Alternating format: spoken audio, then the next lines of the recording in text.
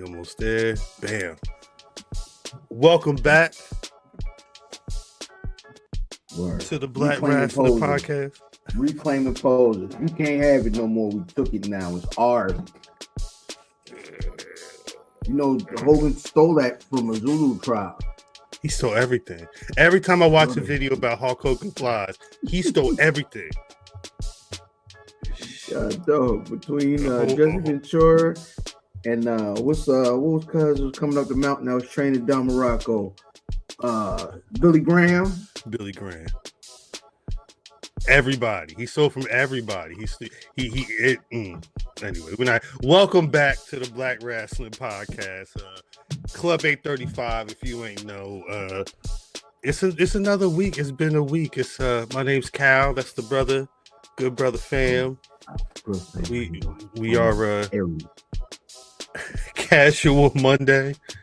Yeah, shouts out to everybody in the chat. Peace of the chat. You doing good, my brother? Man, chat, jumping off, man. Yeah, man. I've had a good week, man. No, let me not lie. I've had an interesting week, is what I'll say. Like maybe one of the worst meetings in my life at work. Like just one of the not like horrible news or anything. Just one of the most like awful rand meetings. It turned into wrestling promos. Oh, it was so crazy. Oh jeez, a time was had. You're not gonna say what you want to say. I'm gonna say what I want. Yo, it got crazy, and it's 8:00 in the morning on a Monday. There's not enough dopamine in the world for me to function after something like that. Yeah, that's too much. Yeah, it was Club 535, Antoine. Shit, you in California chilling inside? West Coast, cuz. West Coast calculating. What was I watching? Watching the Drewski. We got a special guest. We'll talk to the special guest in a second. I was watching Drewski, the Indianapolis Drewski. It's a brother on there. He had to be about 65, and he sounded just like E40, but he was from Indiana. It was the whole everything was. Shout out to Brother Earl. Peace to Brother Earl. I've never had his wine. I heard it was bad, but strong as a single mother. I would believe that. Mm-hmm. I would 100% believe that. I think we're in the midst of greatness right now. Matter of fact, let me set the tone right.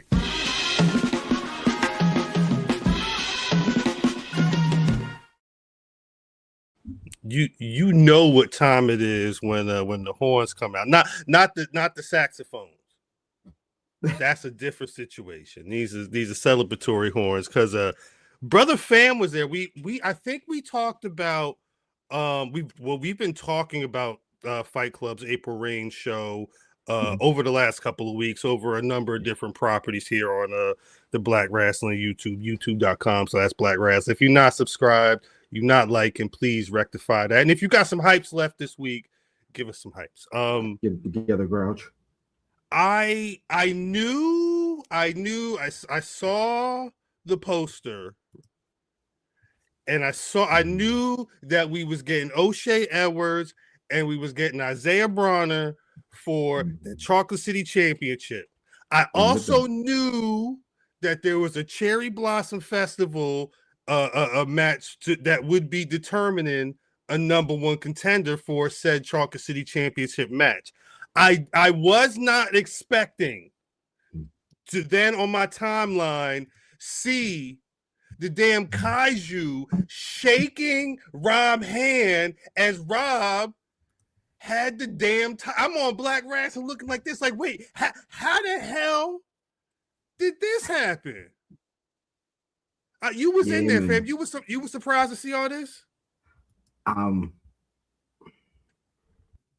I'll say I was able to kind of witness a journey and kind of be a bit of, because I was in, and we'll bring him in a second to kind of discuss some of this stuff, but I've seen what the build up to this was. So when it happened, I'll say it made sense. It made a lot of sense. when it happened in the way it happened, man. I was happy to see it, man.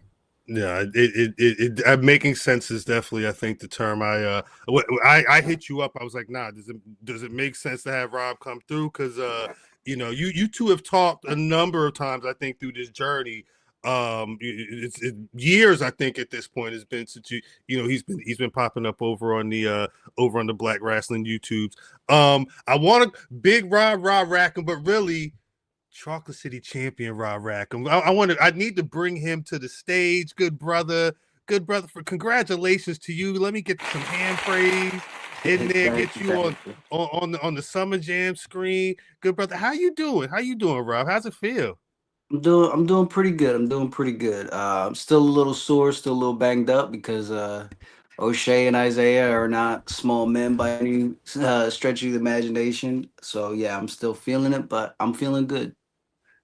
But before we get into, I think, the journey to what happened this past week in the April Reigns, I guess my question is, you're a man who's entering the Cherry Blossom Festival, and I saw Fight say that you're the first person to win the Cherry Blossom Festival, get that #1 contendership, and then essentially take that title the same night. Was that your plan going into April Reigns?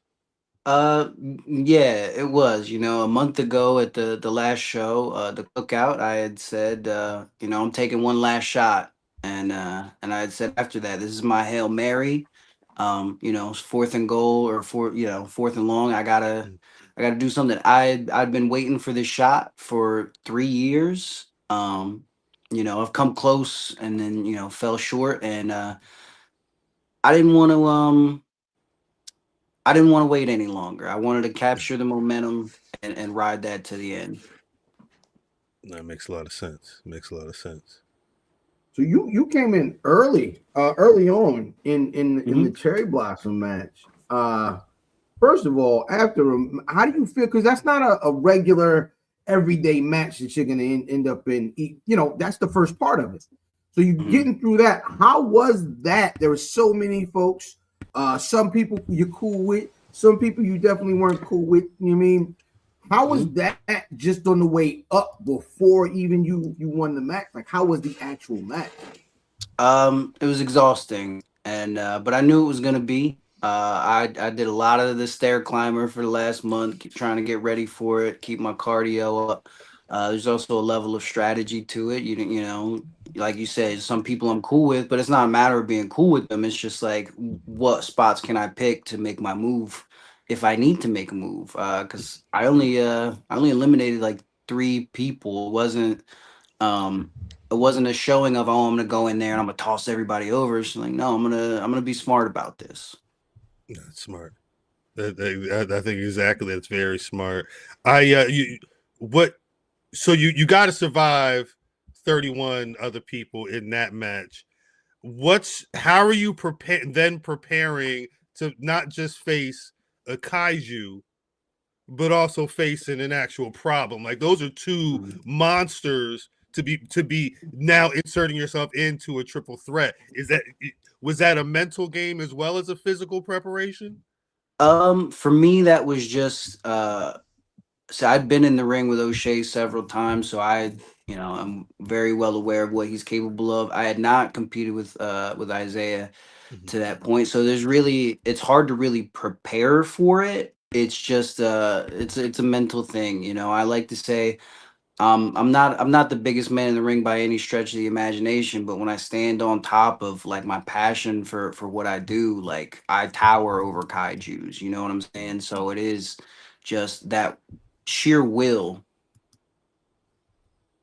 Yeah, it makes sense. Shoot, I towering over kaiju. Just what he shouted you out. Shoot. Yeah, that was pretty special. I'm not gonna lie. O'Shea, I watched O'Shea, quite some time on TV, on at Fight, at a bunch of different promotions. The one thing I've seen over the last few years is his him being an OG and being able to kind of lead people along and give folks the game. With several matches at this point, and now a passing of the torch, so to speak. Like, what have you gleaned from O'Shea? What have you gotten from him? Standing across the ring from him, and maybe a word in the ring. Like, what is he giving you?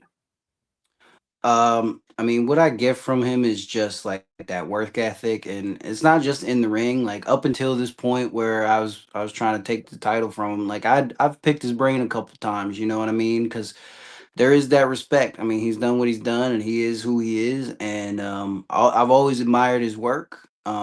Always kind of wanted to try to be, a little bit more like that. And man, it's just he's real smart about like I said, like picking spots, and then even just like the out of the ring stuff. Like he's smart about what things you can do to like tweak your game and really connect with the audience and with promoters and stuff like that. So yeah, he is that dude.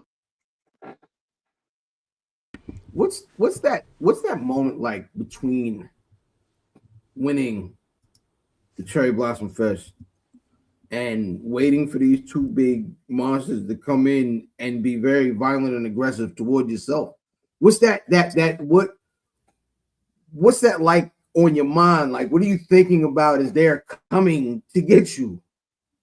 It's the same as like I don't know if you ever play like football in high school or anything like that. That same about like you're getting ready to go out and do your thing. You're hyping yourself up. In my mind, I got Hell's Bells playing from AC/DC in my mind. Like I'm just ready to go. You know what I'm saying? And as you see, once the match gets posted and everything, and you can see the live stream too. Like I'm jumping right at it. I'm not waiting for pomp and circumstances. It's just like in my mind, I know in my heart of hearts that this is my time. So I'm just taking what is mine essentially.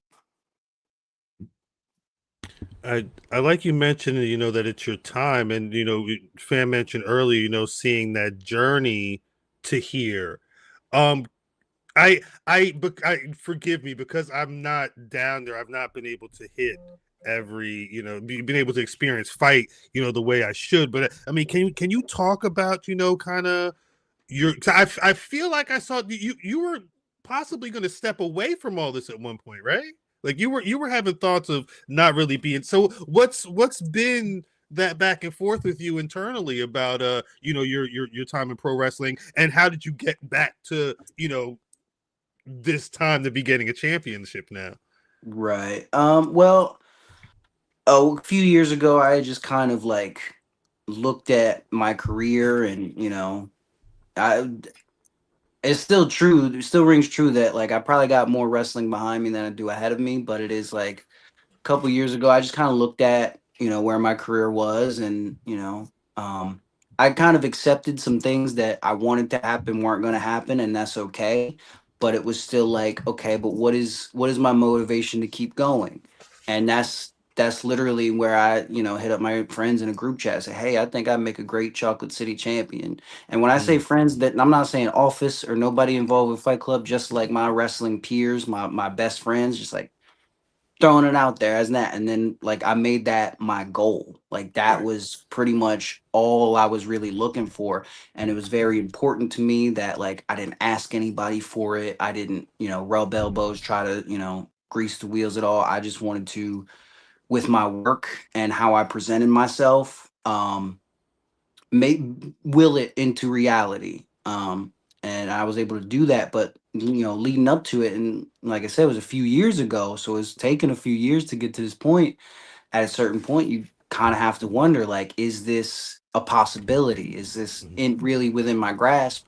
And if it's not, and that was the one thing that kind of kept me going, then it's like, well, maybe I take a break. Maybe this isn't necessarily for me right now. I got other things I need to work on in my personal life. Maybe if I can't reach this goal, maybe it's time to just settle down a little bit. That makes sense. What's the importance of the actual Chocolate City champion? We know Chocolate City is a nickname for DC. There's a huge history of pro wrestling, NDC, Cap Center. What's the importance of fight this area, the Chocolate City champion? Like, what's all that mean to you? Well, I would say like, man, for starters, the first champion was Billy Dixon, so like it's already got like some recognition to it, and then Andino and O'Shea, you add that to it, like it's a covetable championship, and there's also the Pan African World Diaspora Championship that is associated with fight, but that's a traveling championship. I mean, it's on Khan right now, and Khan's traveling the country, and then Trish was before that, and then between that there was Suge, and like I'm a Fight Club guy. You know what I'm saying? Ever since I started working there, you ain't never been there and not seen me. So to me, this championship represents like those people that come to Cheverly and are cheering me on, and those people are very important to me because like a couple years ago when I started working at Fight, I had made a huge shift in where I was running with a group of friends, and then no longer am I running with that group of friends. I'm on my own. I have to, I try some things. Big time was like a shot in the dark, like, throwing that something against the wall, see what sticks. And man, that first time out without my friends and stuff like that, those people were like with me. They really like made me feel like I could do this on my own. So like this championship represents to me like that love I have for those people and vice versa. I'm glad my cousin isn't here, right? Uh-oh. And no, I'm glad because my cousin has always since it happened really banged the drum like I really set you up. We were having a conversation I feel like it was about a year back or so, and one of the old friends that you used to run with, while we were having a conversation, came in with the chair, man. Hey, listen, I had to stay out of that one. You understand? But yeah. I am really excited about being a part of like the start of this journey. We had a conversation a bit ago, and there was that uncertainty. Well, you didn't know what was next, but you knew that if things didn't go well here, you could be getting, out of this thing that we all kind of love, this wrestling deal. How much was that weighing on you on the direct lead up to this match? It's a lot, man, because I tell you what, when I ran through that banner before the Cherry Blossom Festival, maybe you noticed it, but I know I noticed it. Like my presentation was different.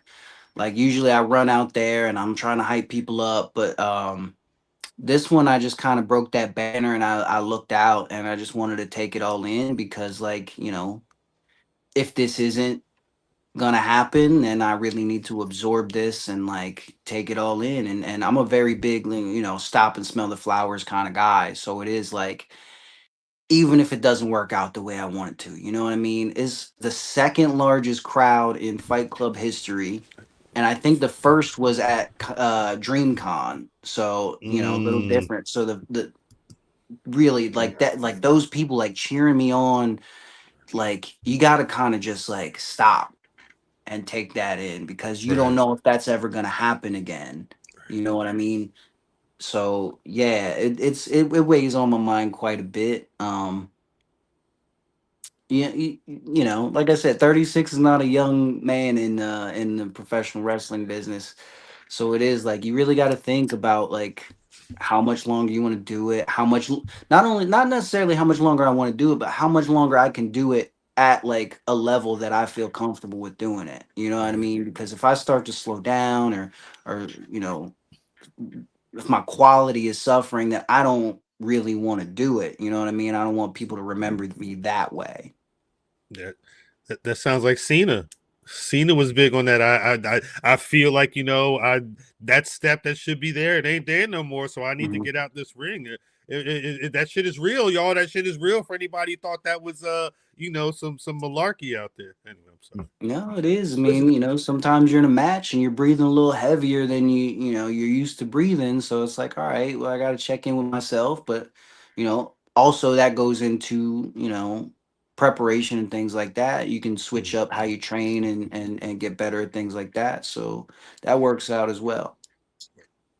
So have you ever been on social media and you see a picture online, and you like, wait a minute, I saw that picture getting taken. So there's a picture going around of your post match celebration. There's a cigar involved, right? And I'm like, oh, I was walking to my car. I saw the whole play.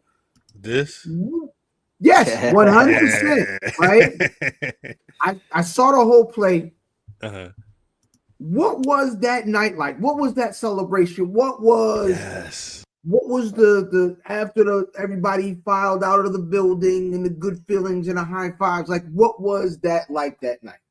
Well, I actually I bought a cigar about 2.5 years ago, like somewhere along very early in this journey of like I'm gonna be the Chocolate City champion. Like I bought that cigar. It was an expensive cigar. Like I bought it with the intention, like I'm not gonna smoke this until I win the Chocolate City Championship. I wanted to have in my mind that's my Michael Jordan moment. You know what I'm saying? Michael Jordan with the cigar. Yeah, the cigar. I did recently find out that cigars give me heartburn now. Again, 36 years old. Things things feel a little different. So that's actually not the cigar that I bought for that intention. I will still smoke that once I get some Pepto Bismol in me. But yeah, I that was a little makeshift kind of thing there. But yeah, that was just me trying to envision that moment, years ago. I'm I'm really proud of this little run, you know what I'm saying? Because like I said, like I willed this into existence. Like I visualized it. I said I'm gonna be the Chocolate City champion. I'm gonna have my Michael Jordan, cigar moment. Like that was all like I want everything I wanted. You know what I mean? I'm gonna tell you when I knew. I kind of had an inkling, right? I believe it's the final four folks in the Cherry Blossom Festival. I look over and you kind of sprawled out a bit. And I see you reach down and get the hitting them pumps. You hit the Reebok pumps. I said, oh shit, this thing about to win right now, lady. And then he about to, no, I promise I'm sitting here talking, shout out to the guys that were with me, shout out to Z, shout out to Nell. I was like, man, he might do the whole thing this evening. When I saw him pump up them pumps, man, I love your attention to detail with your gear. You know what I'm saying? It's theme gear, and then the Bobo socks to match the gear, and the pumps to match. And so, what is it? I guess that makes that thing important to you too with your presentation. And what do you do? How do you plan out these gears? How do you know what I mean, get focused with everything? I'll tell you, I actually I did a show at Catch Point a couple years ago, year and a half ago, something like that. And one of the guys, I think it was Brian Johnson, who asked me, he said, I see you got big time on your trunks. What is big time? And I try to explain it to him, like to me, it was like big time is akin to like prime time, like Deion Sanders, that kind of in my mind, it's like a Terrell Owens, like a that kind of vibe. And he's like, well, you got to really lean into that then because I'm not getting any of that. So like I took that advice. That's when I got the banner. That's when I got, I'm a Titans fan, and they got the Oilers throwbacks, and now they're back to that baby blue and red. So I was like, all right, I got some Sixers gear. I guess it's all just sports related, just because, like, man, to me, I always think about like the early 2000s in sports and how those jerseys were everywhere and that kind of stuff. So that's really the vibe I try to procure for myself. I like that. I do like that. You are the guy right now. Have you? I know it's early. Has there been anybody who's been, letting their intentions to, try and see you for that title be known? So far, nah, but It should. yeah, maybe that's what it is. But to me, it's like, anybody who wants it, I'll take that back. Actually, not anybody who wants it, because I had to earn this. So Facts. anybody who's earned it, Mm. and you know, I'm a fighting champion, or at least I will be once I start fighting for it. But yeah, whoever wants a shot that I feel has earned it, or that the powers that be feel have earned it, I'm good with it. I mean, look, I took on 20 people before I took on Isaiah Bronner and O'Shea Edwards. I'm good. I'm not trembling for nothing. You know what I'm saying? Facts. So you talk you go in here and you beat two horses, right? Mhm. And I expect more horse. However, what I see is they ain't ready for work rate Rob. What does that mean? Uh, I mean, I lost some weight. You know what I'm saying? I was a much bigger man. A year ago, you know what I'm saying? And I was working kind of a quote unquote big man style, even though I'm not a tall man by any stretch, but like, I was beefier, and I worked that style. But to get ready for and then just some changes in my life, but to get ready for the cherry blossom again, like I'm working on that cardio. And what happens when you work real hard on cardio is you're gonna lose some weight. um, so I'm much lighter than I was. I'm actually lighter than I was when I started wrestling, which is actually kind of crazy. Shout out. But What's up? yeah, back then I didn't have no muscle mass though, so I'm looking a lot better than I did. But yeah, it's just like you have to work to. It's an aesthetic business, right? So you have to work to like what you look like, and you Mhm. have to work to what suits you. And being under 180 pounds and 5'5", I can't work like a big man anymore. So I got to pull some new tricks out of the bag. And I threw a couple in there the other night, just to see if I could do it. And yeah, it worked out. I was gonna say, is there, in this switch to styles, I imagine there's people who influence, what you do in the squared circle. In, now that you're in a leaner, big time Rob, frame, is there any wrestlers that you're now, oh, now I'm able to, maybe pull from this side of the realm that I couldn't do before? I think it's more like, so when I came into this business 11 years ago, I was like 185 pounds. So I was a cruiserweight, and I had to work that style. And a lot of my stuff was very big on like Rey Mysterio, obviously. And actually, the biggest person I pulled from when I started wrestling was Mercedes Monet, Sasha Banks, because like I think she's one of the greatest wrestlers of all time. Shout out. Um, Shout out. but now at this point, it's kind of like I can go back to the things I used to do, and I can like kind of incorporate that into kind of the more like powerhouse stuff that I've been doing. So I can kind of try. I'm actually pretty excited to try and see like how I can really mesh those worlds, Right. and create a suitable style for myself. I love it. I love it. Damn. It Listen, feels like let me title ask reign you. is now the I time want to to ask do it. Friend. Go ahead. I wanna ask some non-wrestling stuff. Of course. The first thing I'll ask here Mhm. is, we're all men of a certain hairline in this chat, right? We're all Shout men out. of a certain, but we are all men of distinguished beards. Bro, you got a great beard. How do you Thank you. maintain it? What are you doing with the beard? So to be real, I don't do anything with it when I'm not Shout out. wrestling. It Shout just kind of out. like Okay. I just let it go. But before I show, I usually hit up my barber the Friday before. This time around, unfortunately, he wasn't available, so I had to kind of make do on my own. I did a decent enough job, I think, but yeah, it's all about that presentation for the show. Any other time, it's just all over the place.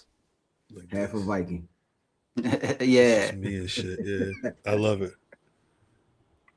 What's in that Rob Rockham playlist before you go out from week to week? You mentioned the ACDC earlier. Yeah, AC/DC was big. That was when I played football in high school. We used to play that in the locker room before we went out. So that one's big on me.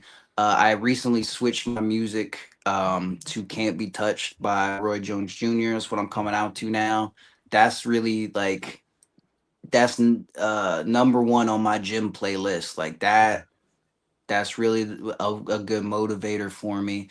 And then I'm also like, I'm listening to stuff that's not hyping me up because I'm already like, I got a lot going on. I'm jitters and stuff like that. Not jitters, but like I'm hype. I need some stuff to mellow me out a little bit, just vibe a little bit, and that could be anything. Some Fleetwood Mac or what have you. Just all over. A lot of Journey. I like Journey. Okay. Yeah. Rob is in it. Rob's in that old school bag too. Haley Williams. I'll put Haley Williams over. Her newest album is one of the best albums I've heard in my entire life. So like that's a big one for me. She's the one from Paramore, if I'm not Yeah. mistaken. Yeah. Yeah. I was at the shout out to Korean barbecue at the mall. What ain't it fun? I didn't like so we had a conversation a while ago about songs that black folks that it's like white people music that black people rock with. I was in the Korean bar ain't it fun? Yeah. Like I didn't realize she had a new project out. I may have to check that out. Yeah, it's called like that album. The album's called Ego Death at a Bachelorette Party. It goes crazy. It's all over the place genre wise, and it's something special. Shout out. I'm not sure. I'm sure she don't need me to plug her album, but no disrespect. Yeah. To anybody, but yeah, she may be good. But hey, somebody in the chat may need to know. Hey, you never know. Yeah. I'm always down to put somebody on. There you go. That's dope, man. It's cool to see the journey from the beginning and what was. Whatever they're doing, those folks, and then that journey toward what we got this week with you winning the championship. I guess what are our expectations of the reign, man, and what's going on moving forth? I know you guys are back at the back in Chevrolet in June, I believe, June 21st, I believe. Yeah, what do we got to look forward to? That's a question for the management, I guess, because like I said, I take on whoever's ready for it. But what you can see is just me just trying to do right by the fans, because like I said, and I mean it, and as wrestling is such a beautiful art form, because like I said, like I could work as hard as I want, I could be as smart about it as I want. If them fans are not there, then none of this happens. And so I just want to make sure, I'm doing right by them, trying to defend the title and trying to keep them, part of it. I love it. No, I love it. All right, champ, we're going to let you go because we got to get into some of the shenanigans with the rest of the world of pro wrestling. But before you get out of here, please let the people out there know where they can find you on them social medias. Yeah, you can find me at Big Time Rob on Twitter, at Rob Rockham on Instagram. I believe Rob Rockham on TikTok. I'm not big on TikTok or nothing, but you can just search Rob Rockham on YouTube, and yeah, that's pretty much it. And that's Rob with 2 B's, double B, Rob. Yeah, that's right, 2 B's. There you go. All right, Rob, champ, appreciate you for coming through. Oh, he got the damn. He got the damn code. It is. Let me get my applause out. Appreciate you, brother. Thank you for coming through. We'll be watching. All right, I appreciate y'all. Take care. Take it easy. Oh man, shout out to Champ. Yo. Good stuff. Okay, man, it was a lot of it was a lively parking lot after that. Don't even worry about it. No, I do like the fact I like that you saw this happening in real life, though. That's always great. That was great to see. I was like, okay, I see. Damn. That was an Yeah, man, afternoon show too. I mean, it started at 6. That's not too bad. But and they had some matches, man. Shout out to Jordan Holt, man. This little nigga get busy every time I go Jordan see Holt, Shorty. Yeah. He get busy. Number one contender for that that's young Simba. Shout out to Chaz. Yeah, man. It was good to see brother. Like the Soca House party come in and get busy. Man, I had a really good time as usual. Shout out to the Pack House, second biggest fight house they've had. It was amazing to see those guys. And listen, man, I love seeing my favorite local head in the right direction. It's so important. Big facts. Here we go. Mimi on a sick day. Mimi said her head been hurting all day. Mimi called in slick. Mimi called in slick. Shout out to the chat. That's the name of the episode. Mimi called. Matter of fact, Mimi called in slick. Mimi called in slick. That may be the name of the episode. Now, yeah. Shout out Rob. Shout out Fight. When I saw Fight say that was the second, I didn't realize DreamCon kind of being the biggest. That's kind of like the zero. Right. That show, the April Reigns being the biggest, is really the one because that was hometown, that was home team, that was the third annual Cherry Blossom Festival. Jeff Hardy low-key rapping right now on TNA Impact. Like, while we've been doing all this, I just had this on, and I mean, this match, it should be over. Look like he about to go to sleep soon, but not been bad. Take my immune system is crazy. Shout out, Rob. Peace, everybody in the chat. How's everything else going? Oh man, I gotta go to my nephew's prom send off this week. He's the oldest of the kids. Like it's my sister's oldest, and like it starts like this year is him. The dominoes is all starting to fall down now. Yeah, man. This is crazy. So they got me over to Greece on Saturday. I'm looking forward just to seeing my folks. But yeah, man, seeing little seeing little Kate go head off to his prom, man, and starting that season, going to a graduation. Little shorty almost a man. It's crazy. How's that work? It's like a pre-prom party. So we all when we did it, we kind of we went over my grandmother's house, and we all like 3 different couples met. The guys kind of came over, got their clothes on, and take the pictures, and the girls pop up, and then the limo pops up, and so on and so forth. So yeah. I'm assuming it's going to be a bit of that. Of course, in the era of social media, it gets a little more dramatic with pictures. Right. Niggas doing red carpets or whatever color the girl is wearing, carpets and helicopters. This is what I was wondering about. Yeah. I don't know. Now, listen, there has been a planning committee. I am not involved. All I know is I got the fried chicken. And they told me to get 20 pounds of bird. So it's going to be several folks over there.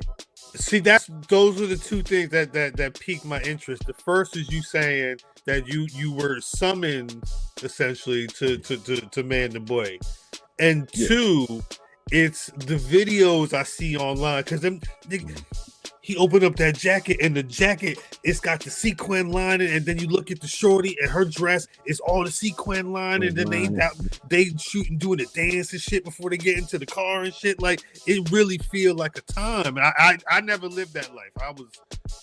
I was in the house watching anime or some shit, I guess. A whole party and an after party, Mimi? Goddamn. Yeah, because when they go up, you already in a good mood. Listen, you act like I'm frying chicken and sober, right? So first of all, it's a bottle gonna be in my pocket, and I'm assuming, knowing my family, it'll be several people with several bottles. And so once the kids go kid, we gonna adult. This is 30? Yeah, this 30. That's not bad. That's not bad. Hopefully the weather stays. The weatherman stays weathermaning right now. Yeah, it's supposed to, man. It's good. Also,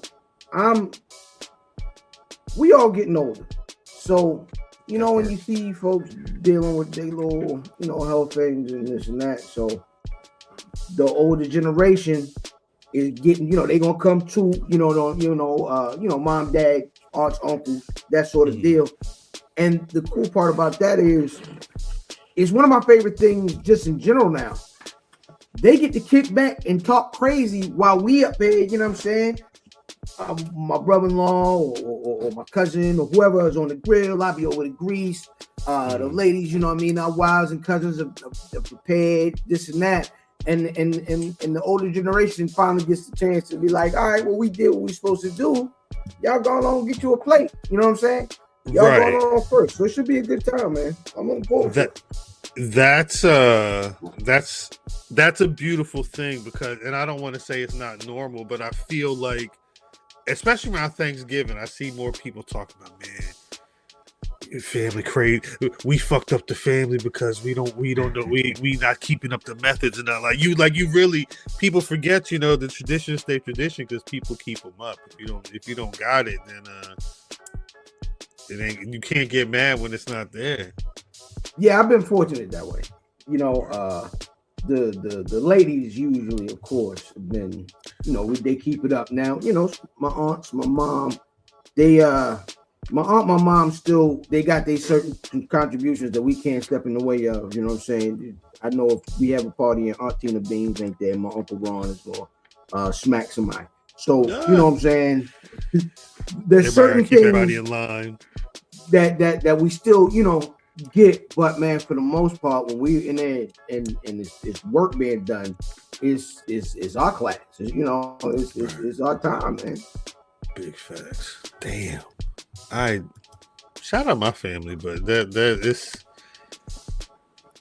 Hey, DDM. I don't know if I was inside or not. Nah, you inside. You right there. I was like, oh, okay. It's morning. How you doing, DDM? You doing all right? I'm doing well. That's good. That's good. Life is interesting. Yeah. Very descriptive. I was in the middle of getting ready to move. Shout out moving. You know. Shout out moving. Moving's great. New beginnings.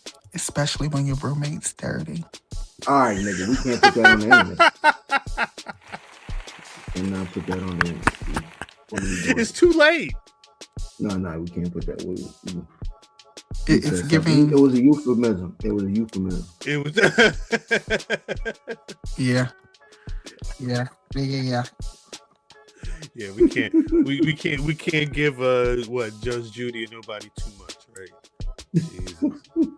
Jesus. That's the only daytime TV left at this point? What? Judge Judy and them and court shows. She ain't still on there, is she? Judge Judy is still on, I believe. She still got a show. Yeah. Judith Shineland. Hey, yo, it's not called Judge Judy anymore. It's called something else, but she's still on there. Judy or something like that. Hey, y'all niggas is weird too. Y'all niggas is weird for putting big butts on Judge Judy. Why are y'all doing that? Why are y'all doing that? I forgot about that. It's disgusting, man. Y'all niggas is Judy Justice. Y'all leave that old lady alone. Judith Shineland. Wait, all right. Mad Coco Gaming. Just so we're clear. Don't assume that people haven't. I don't know what DDM seen. Don't assume people haven't seen Is God Is. That's all I'm saying. My co-star in my short film is actually in that movie. She's one of the leads, Cara Young.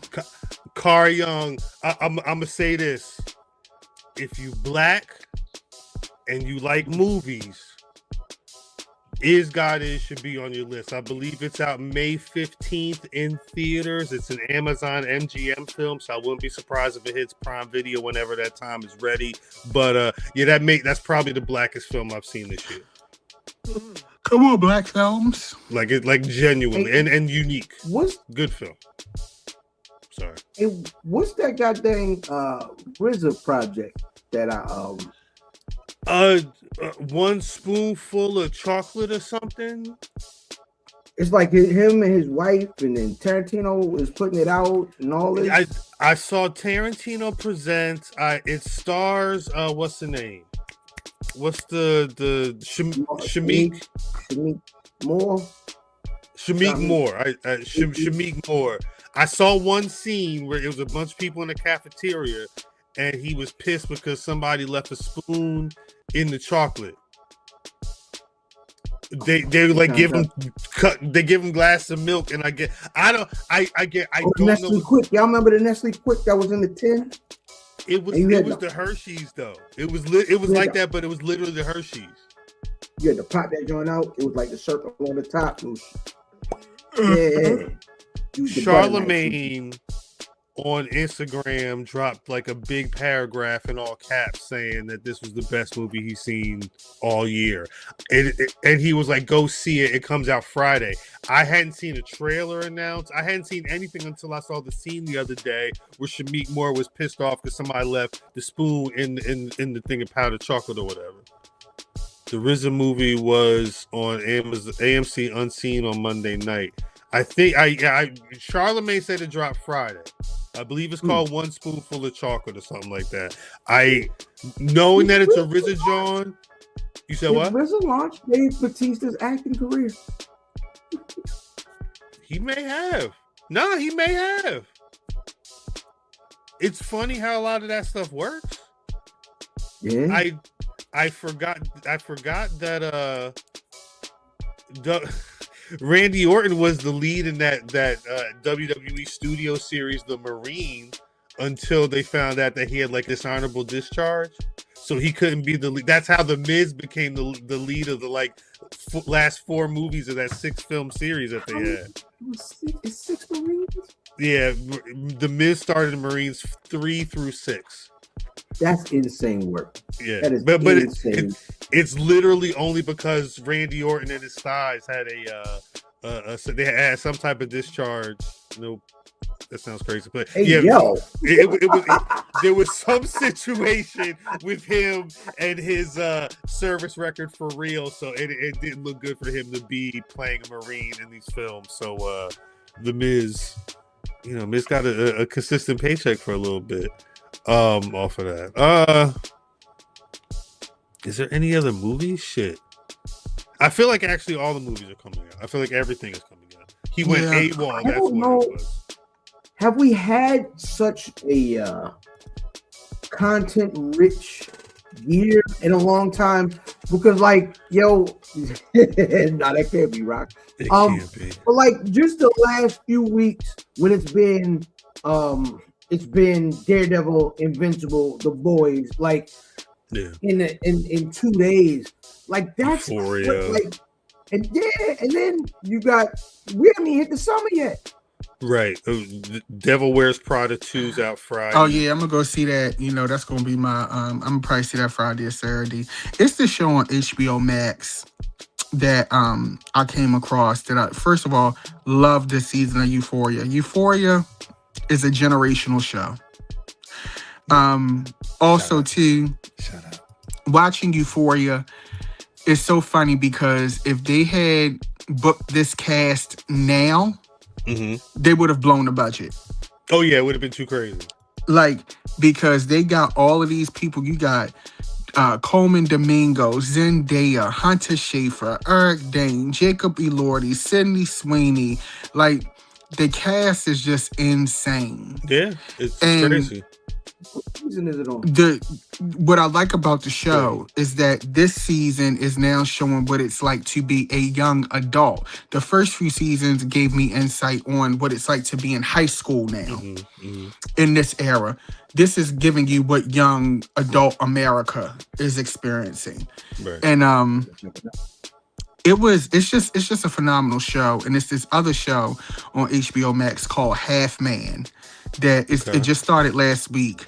And it's so interesting. It's about these two boys. They're brothers, but they're not really brothers. Their mothers are dating. Like the one guy, his mom left his father and is dating the other boy's mother, and they move in together.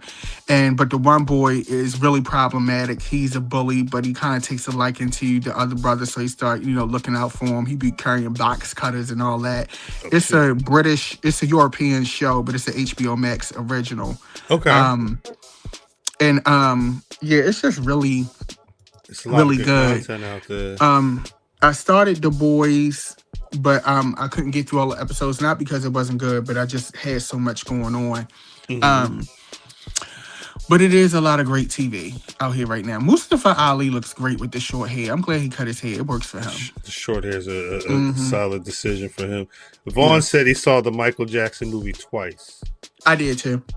I've only seen it once, and I've seen it once. I don't know if I need to see it again. I'll probably watch it again when it hits streaming or something like that. But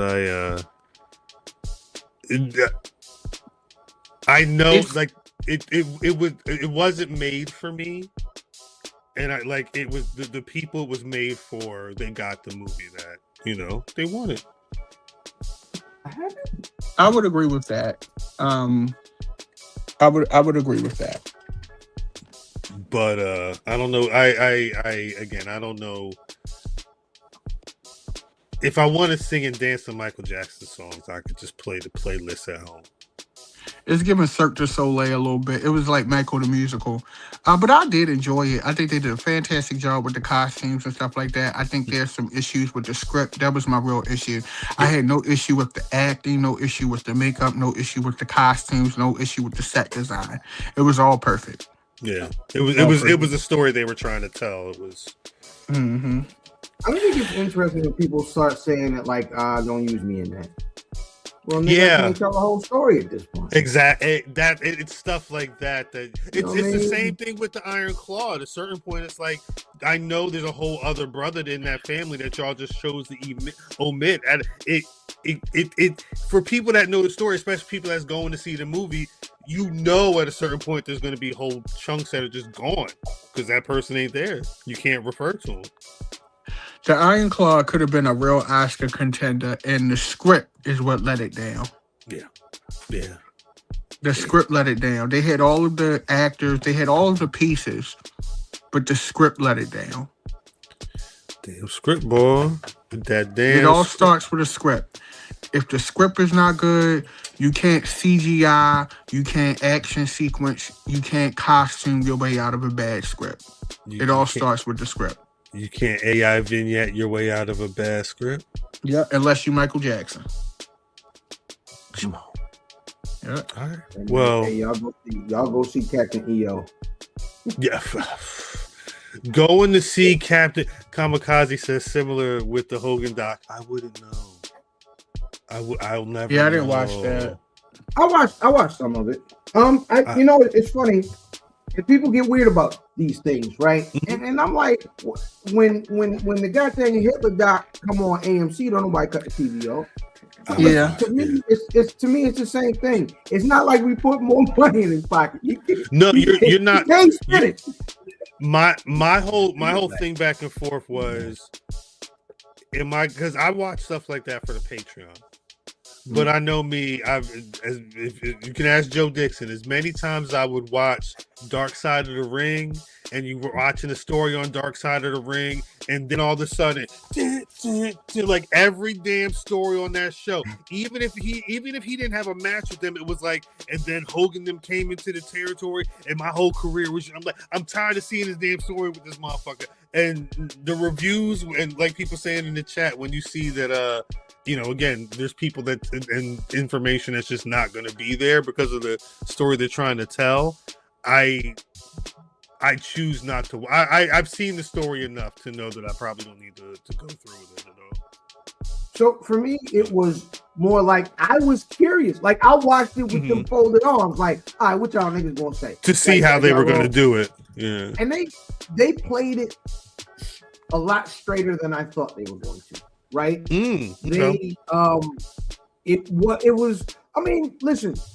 When you talk to people who've known people their whole life, they're gonna have good times to talk about. Of course. Right? Of course. But when you have so many niggas that worked with them, you're gonna get. That's true. You're gonna get the Raw, and you know what I'm saying. Guys like Brett, it's gonna be you the Raw.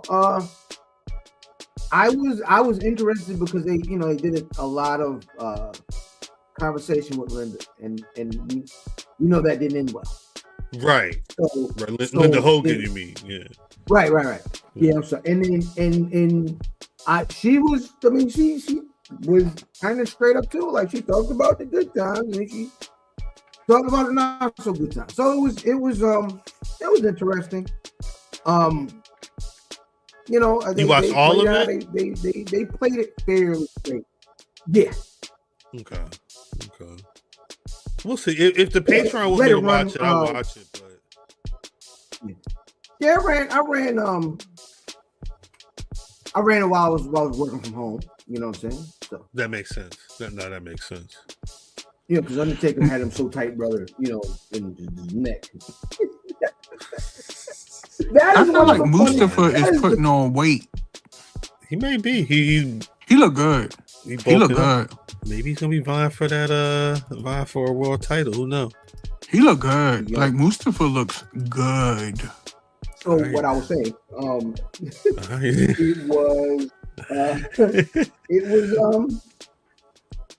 was as good as it could. You know what I'm saying? You don't need to see it, but I mean, hey, if you're curious, don't see it. Like I said, you're not putting no money in that nigga pocket. You're not putting no money in his pocket, and if you don't want to see, you probably at a certain point have seen the story anyway. You know the tale at this point anyway. I think, I don't know if your cousin's coming through anytime soon, but we might as well. I think we got enough to rock a party. So I think we should rock a party. Greetings, wrestling fans, and welcome to another action-packed card of All-Star Wrestling.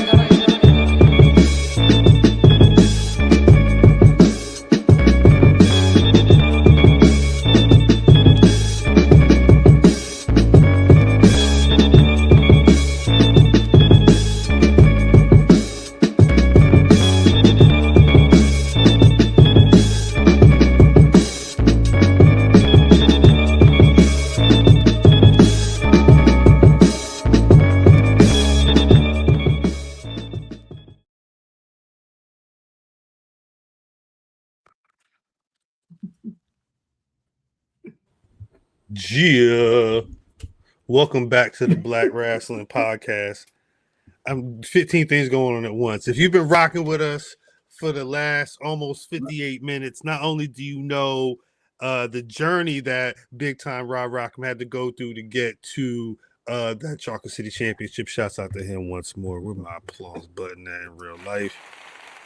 But you know that clearly God is still working on us. As always, it's your boy Cal. I ain't got no title, nor am I vying for a title, although we will pick that wheel in a little bit. But I do got my squad, and we got a document full of pro wrestling to talk about. You saw them on the line. DDM, say what's good to the people, yo. Hello. Can I speak to Big E? Yo, who this? Taisha. Yo, call back. I'm busy. How y'all doing?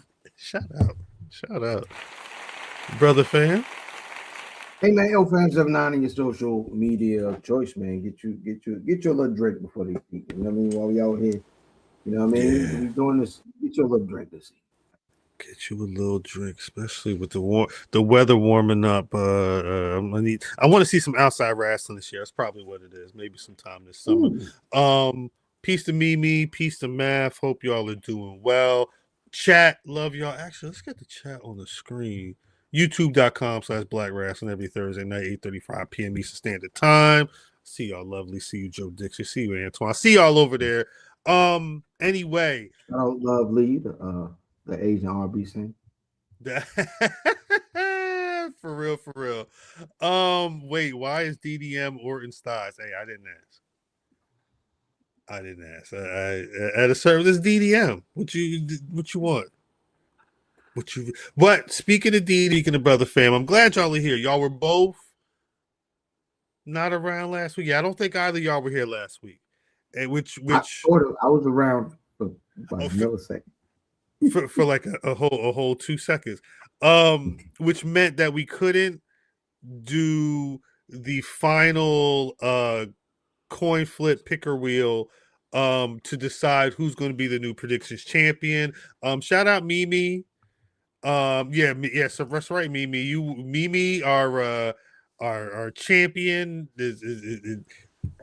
got dethroned essentially at the end of WrestleMania 42 weekend, but it was a tie between Brother Fam and Brother DDM. So, damn, all right, I gotta share a screen. I'm sorry, pardon me. Talk amongst yourselves. So, listen, I had a terrible night too, apparently. Word? I had a terrible night too, because I perfected night one. Yeah, you were 100% perfect on night one. That was a fact. That's the first time, I believe. I would agree. I think Fam is. I don't know. We rarely have like a full clean sweep. It usually be like 5-1, 4-1, or whatever. Mm-hmm. But night one being a whole 5-0, 6-0, whatever the count was. That was definitely a rarity. Anyway, any final words before I hit the button? Why's my name shouldn't even be listed on here? Oh no, you can just go ahead and spin it. Spin it? Shit, right. They spinning, nigga. They spinning.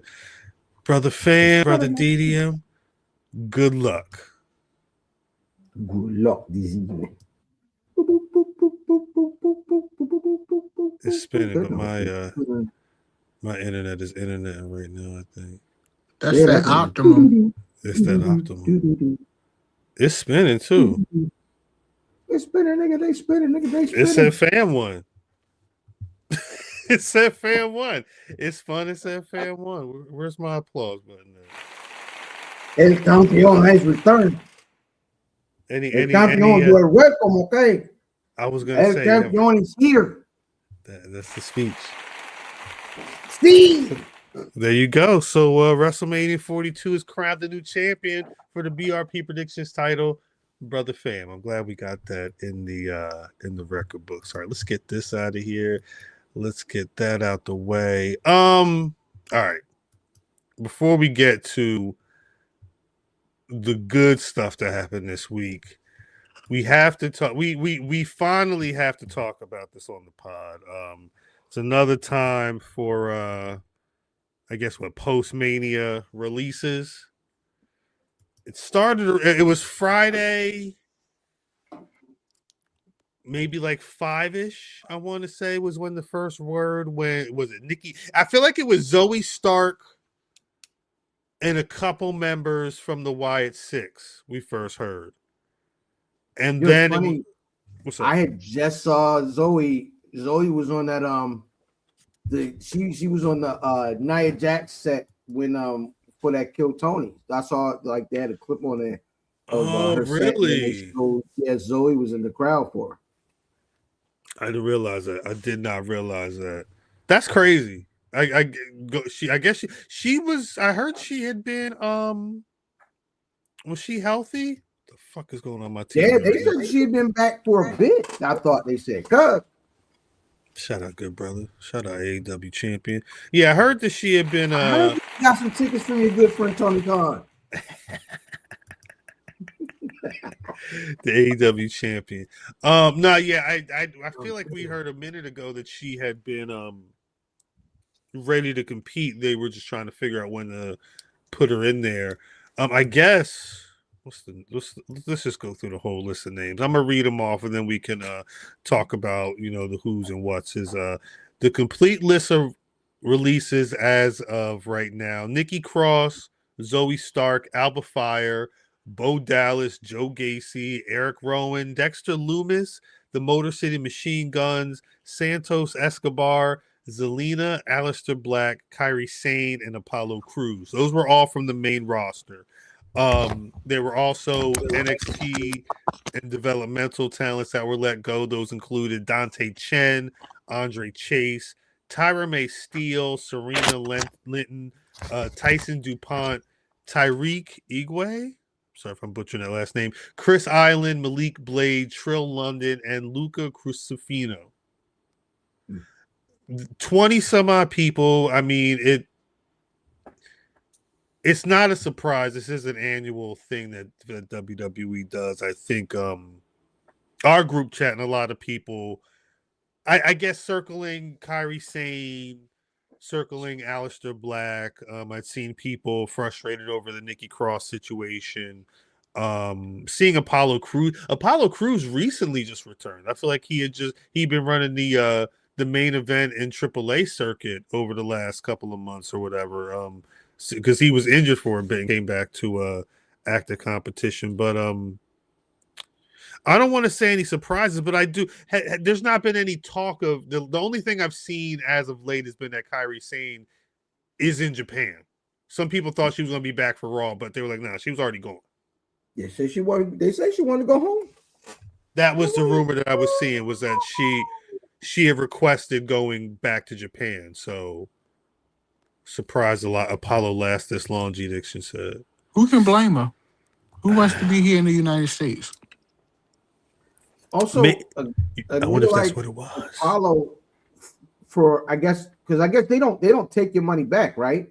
So wherever he was getting paid at his highest heights, and he was working, he wasn't working that anymore, right? Right. So a guy like Apollo Crews is definitely not a surprise because he's getting paid main roster money and being a main event player. Yeah, I don't mean at main event. I mean on main event. Literally on main event, free on YouTube. Mimi and Mr. D saying that Kairi posted on Twitter that was not true. Okay. What any of it means, I think the thing is we don't even know who's got like 90-day non-competes. Have we figured out who's going to be able to be available sooner than later? Because I know some people have 30 days. NXT only gets 30 days, but main roster is 90. Is that NXT? Would that be the same for the people that's on Evolve too? I'm not sure. Yeah, I wonder. Who from Evolve would be? I mean, people get fired every day, babe. At the end of the day,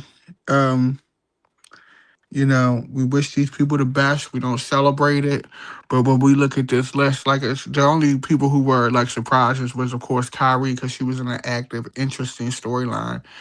That's subjective. Interesting is subjective on that story. Well, it was interesting to me, but as far as the rest of them, I mean, it's like people get fired every day. They got a bunch of talent. Talent that's making impact, talent that's growing.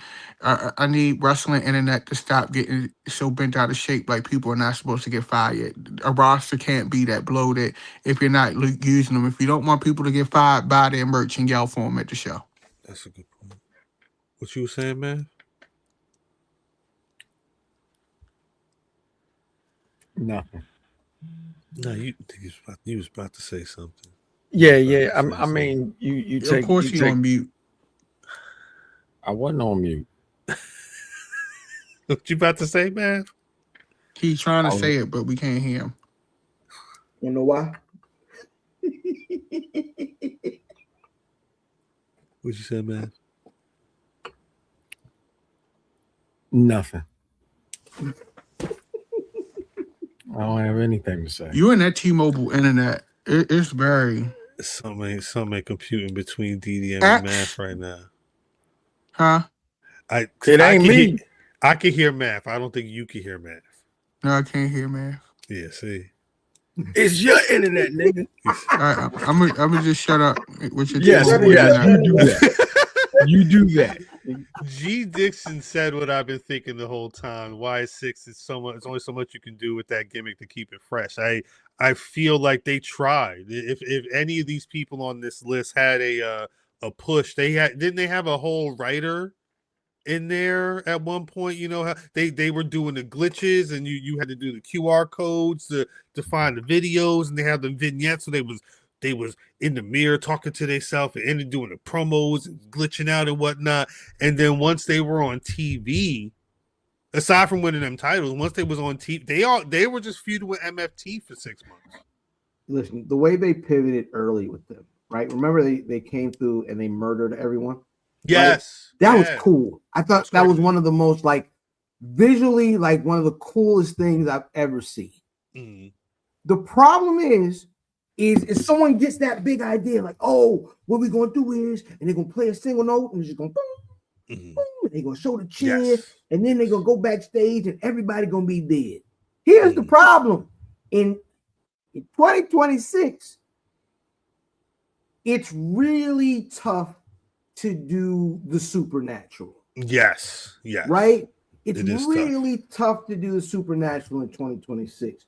So when you come in that first night and you murder everyone, what story are you going to tell the next night? And that's the problem they ran into is they couldn't figure it out, and they kept pivoting. Oh, well, what if we do this? And when you start seeing that, it's on the wall. It's on the wall. It was hold on. Does anybody know who the writer was to that original Wyatt 6 segment? Wyatt 6. And see if they still got a job. I don't. Something tells me they were probably brought in for that. WWE writer behind Wyatt 6 reveals details. Yeah, this was December 2024. So yeah, it'd been a year and some change at a certain point. Rob Fee, I believe, was the guy who was he was WWE Director of Character Development at the time.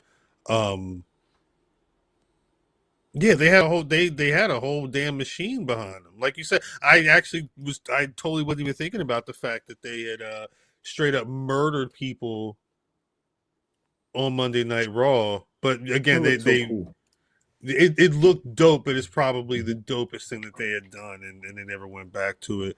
VVC Life asked an interesting question, and said, "Do you think WWE could benefit from a better developmental system?"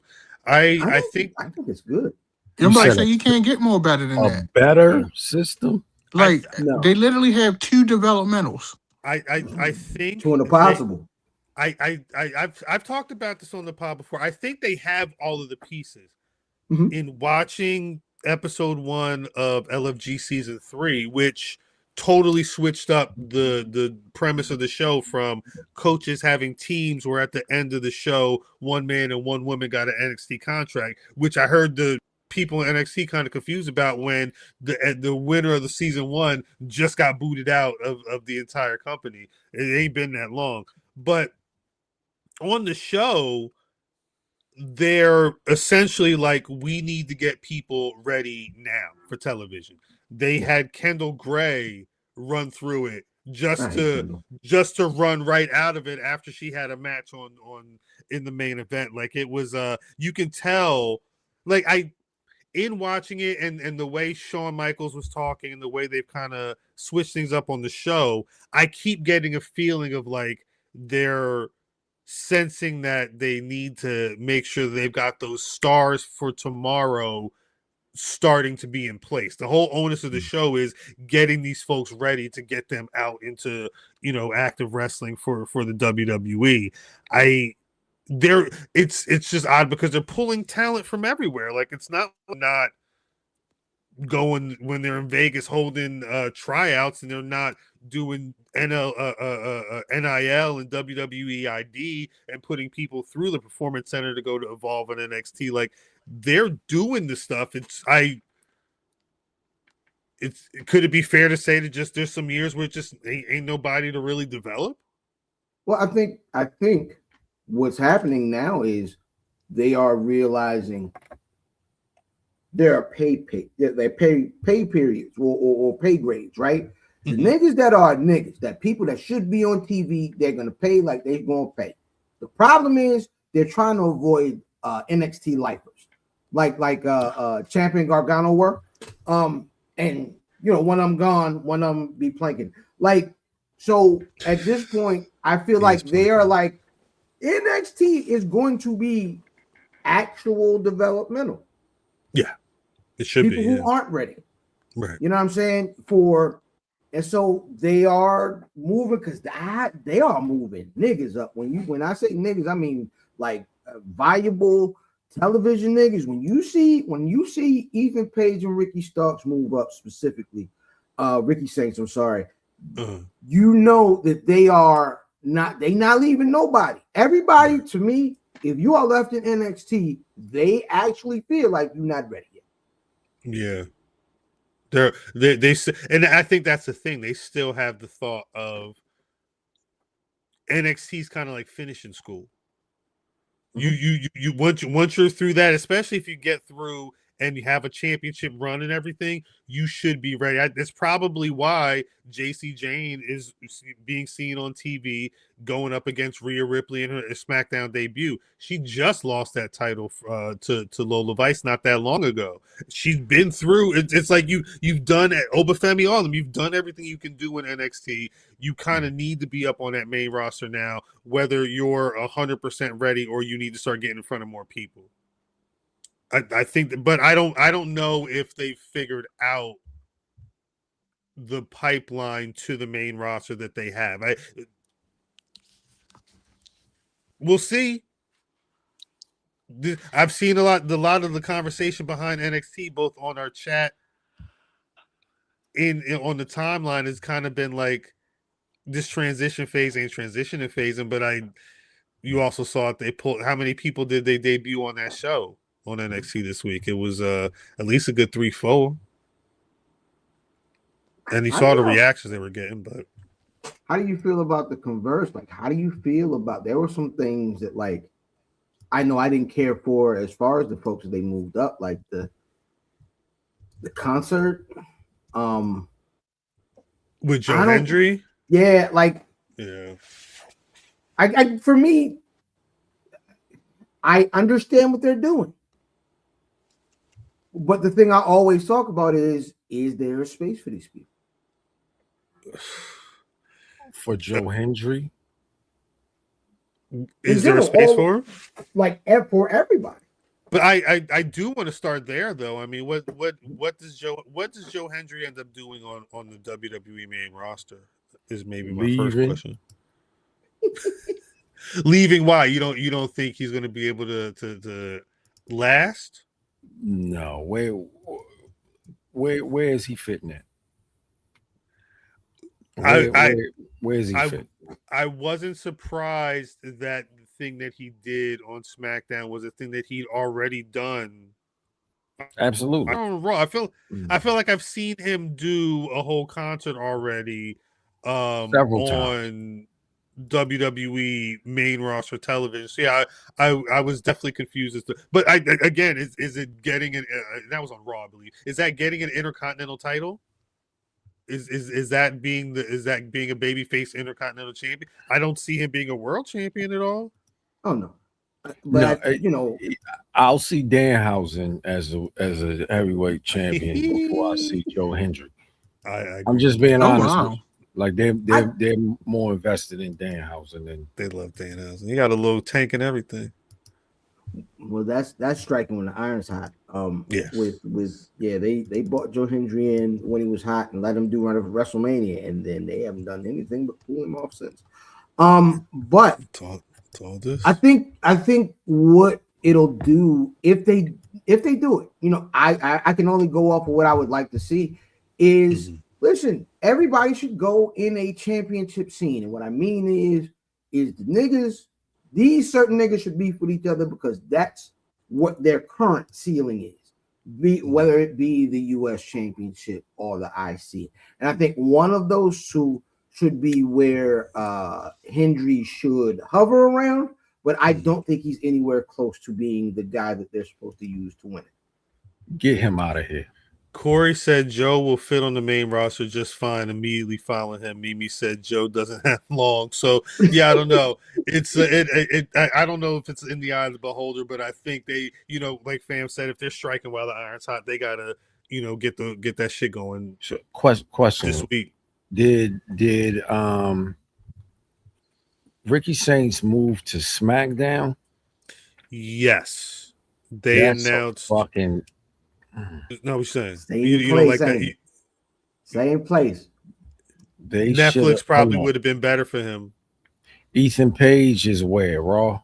Mhm. Ethan Page is Yeah, on they Raw. fucked Yes. that up. Yeah, they should have been together over I there. feel like they fucked that up. They should have kept them together. If you keep and is no, like Dab say, no shade. No shade. If you keep pretty ugly together, if you keep Tyler Bateman, Tyler Black, the nigga that had the selfie stick, and Django together, you should keep Ricky Saints and Ethan Page together. If your issue was getting Ricky Saints over, putting him with Page showed you that they worked well. They were beautiful together. No bullshit. They should have realized that. But I feel like Ethan Page will be fine alone. But Ethan will be great. Yeah, he'll be great. But I feel like they had plans for Ricky, and you saw it bubbling with Page. If you know Page can jam, why don't you let your man get a little shine off of Page and then part him? Or then, you know what I'm saying? I feel like they kind of take up a similar space, right? Yeah. That's why they didn't work together. Small, cocky heel that can talk, right?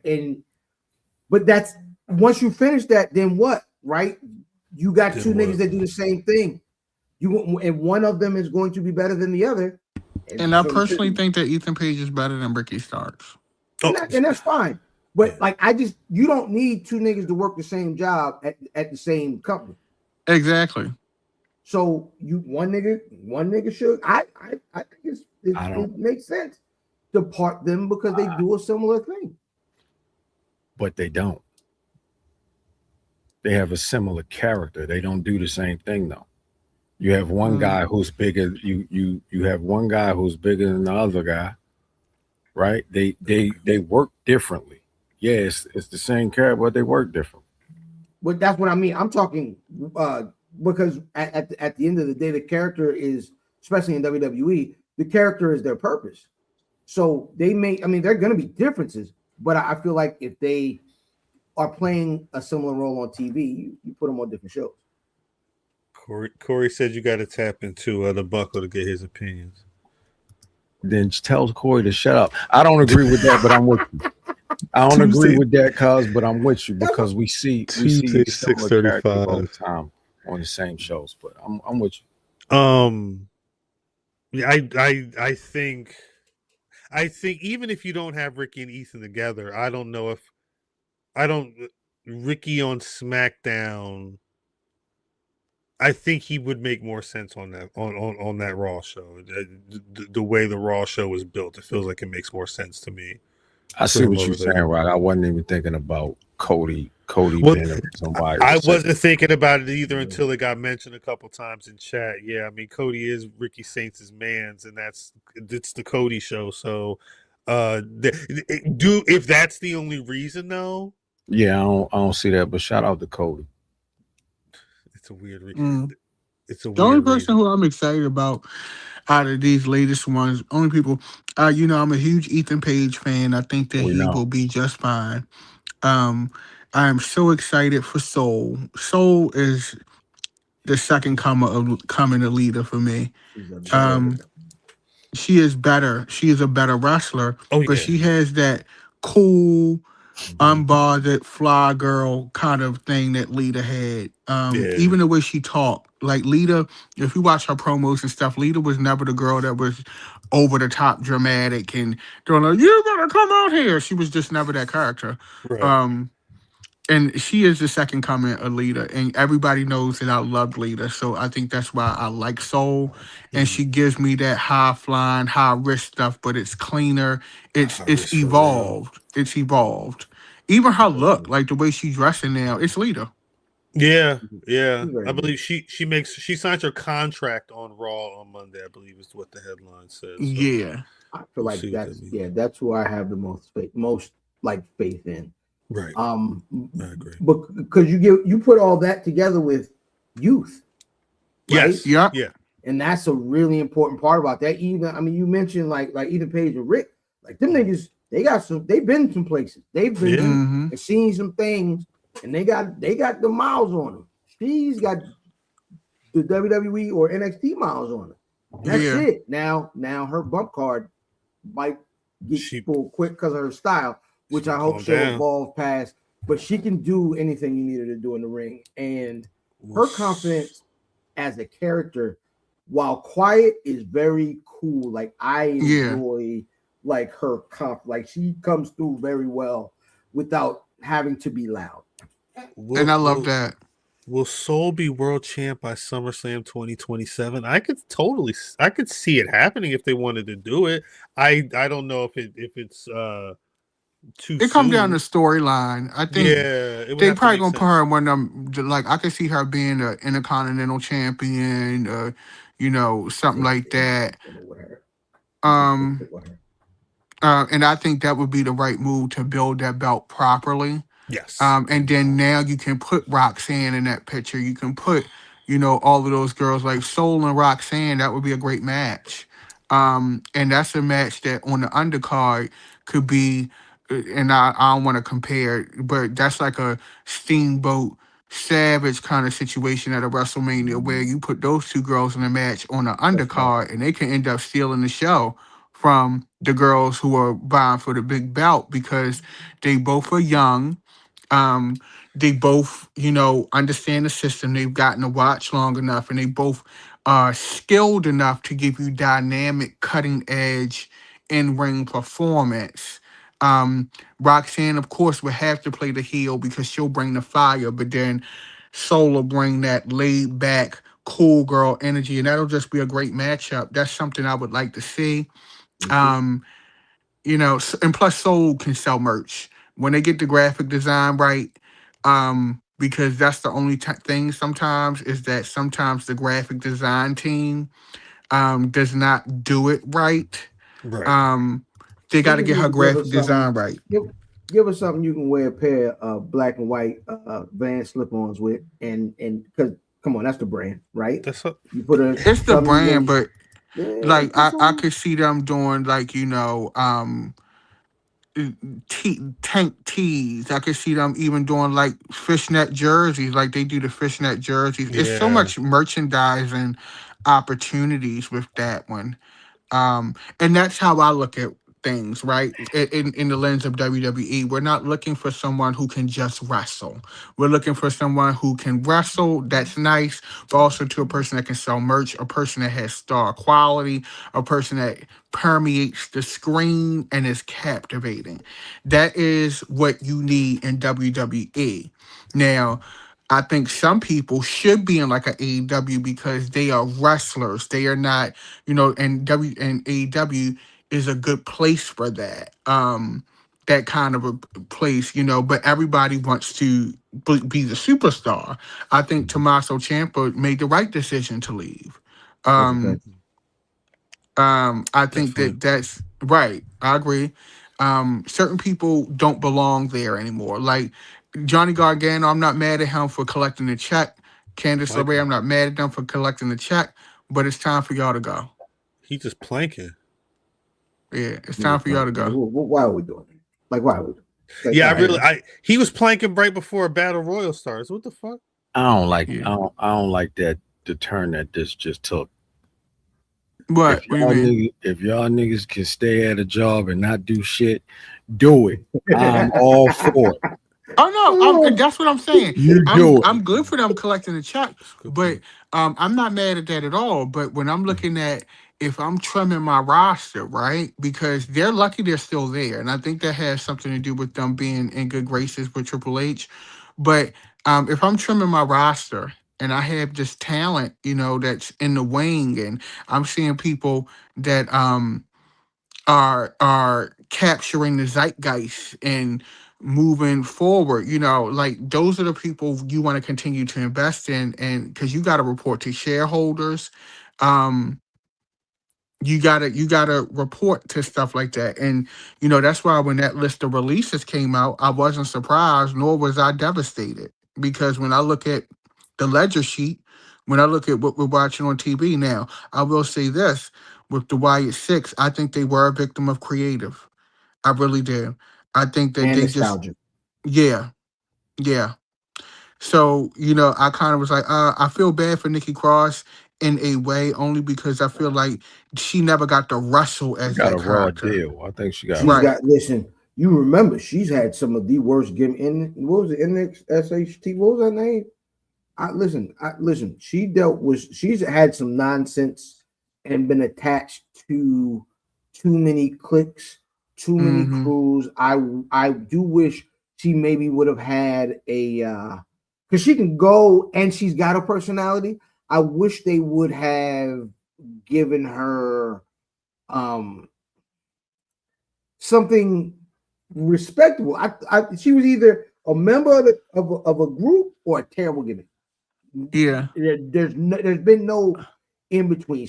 I don't know if she's got. I wish she could have wrestled, but as that character. Even with the horrible gimmick, she got over, and then they killed it. They killed it. It wasn't on her. So she just got. I think she got a raw deal on this one. I saw she's already filed trademarks for Nikki Storm. I think Best in the Galaxy. So excuse me. So I think she's probably back to the superhero.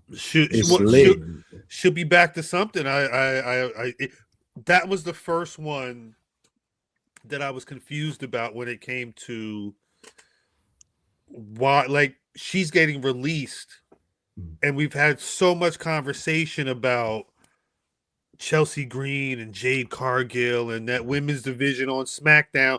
Nikki Cross been there again, December 2024, probably before whenever that shit really started going down, and she wasn't wrestling. Not nobody. She was interfering in Wyatt Six matches, but she could have been putting in work. She could have been wrestling Jade Cargill. She could have been wrestling Chelsea Green and a lot of them people over the last year and change if they really wanted to, but they just didn't do the damn thing for her. They didn't do shit. They didn't. I didn't know that was her. That was her old name in Shimmer. Yeah, I had no idea. Shout out to Joe Savage. But so I would say if you've been waiting for Nikki Storm to return, it's happening because she's getting her business shit sorted. Hold on, was she Nikki Storm when she came in the I don't know, NXT? I can't remember. I'm not gonna front like I was watching NXT back then. Don't get me out here lying. But shout out to Corey for stunting on me last night. It's all good. Corey, you can't shout him out. He's not gonna talk about it. Listen, no, that's fine. That's how we like him. No. Here's the thing about Corey, right? Corey is a very outwardly nice guy. Like you talk to Corey. No, he's actually a very good guy. Right? And then no. We're not gonna lie to the people. Don't lie. Don't lie. No. He's a terrible person, right? And that, like, you meet him, he's like, "Hey, how you doing?" You know what I mean? And you shaking his head, you're like, "Yeah, I hate you." Like, you know what I'm saying? This is what you get with Corey. You know what I mean? He's very good at, like, outwardly. No, a sociopath. It's different. Sociopath. He's a sociopath. Like, nigga that'll stab you. I hate. Nah, I don't. No. I'm not going. No, I feel like outwardly, Corey is a wonderful person, beautiful person. He's a piece of shit. Talk about a jersey. Jersey tell you anything you need to know. Oh, is this the AEW portion of the show? It can be. I mean, I was gonna say. Let me tell you about Corey. Nah, hold on, Cal. Let me take the reins on this one, Cal. All right, Roman. Sorry. Where's some of James Green? Yeah, about to say. So when I walks in yesterday into the AEW arena. First person I see, just kidding, is Corey. Shout out. Corey doesn't see me, right? Even better. So I go, do what I was doing, and why I come. Wait. Why he ain't see you? Could be wrestling out the chat right now. They gotta go. You say why he ain't see me? Yeah, why he ain't see you? Because he was being Corey. He was being Mixie. The belt collector. He was So, Mixie. Yes, he was Bixie. So you see Corey being Bixie. And when I walk out the bathroom, Bixie may be the I name walk of out the episode. bathroom. Took a deal at the AEW arena.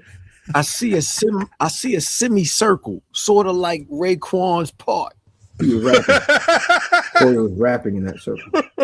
It's a semicircle, right? And Corey is in the center.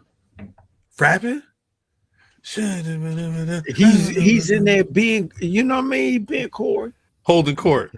And I say, when I see him with the championship belt, I say, yo, I challenge you for that. Oh shit! I step in the middle of the semicircle in the middle of the Raekwon. In the middle of the Raekwon. And Corey says to me, hold on, I am working. Beat it, kid. What? Beat it, kid. Get out of here. Back of the line.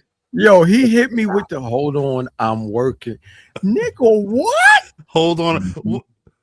See, this is what I'm trying to tell you. Corey got He paid. smiled at you the whole time. You know what? I don't know if I've seen it in the same place, but like not Chris Brown and Corey are very similar niggas. Like No, personality wise. They're not. No, because they smile the whole time. I won't put that on Chris Brown. Chris, what you mean? Hey yo, Corey saw me and told me not right now. I'm working. It's crazy. Corey, you are so fortunate. I'm working. I should beat Corey up when I see him. That's working. What you saying, cuz. And then he came back. I'd have cussed. But this is what he did though, cuz. After he done taking pictures and smacking babies, he come over like, yeah. I told you, Philadelphia. He come back over like, yeah. So after I shits on the bitch.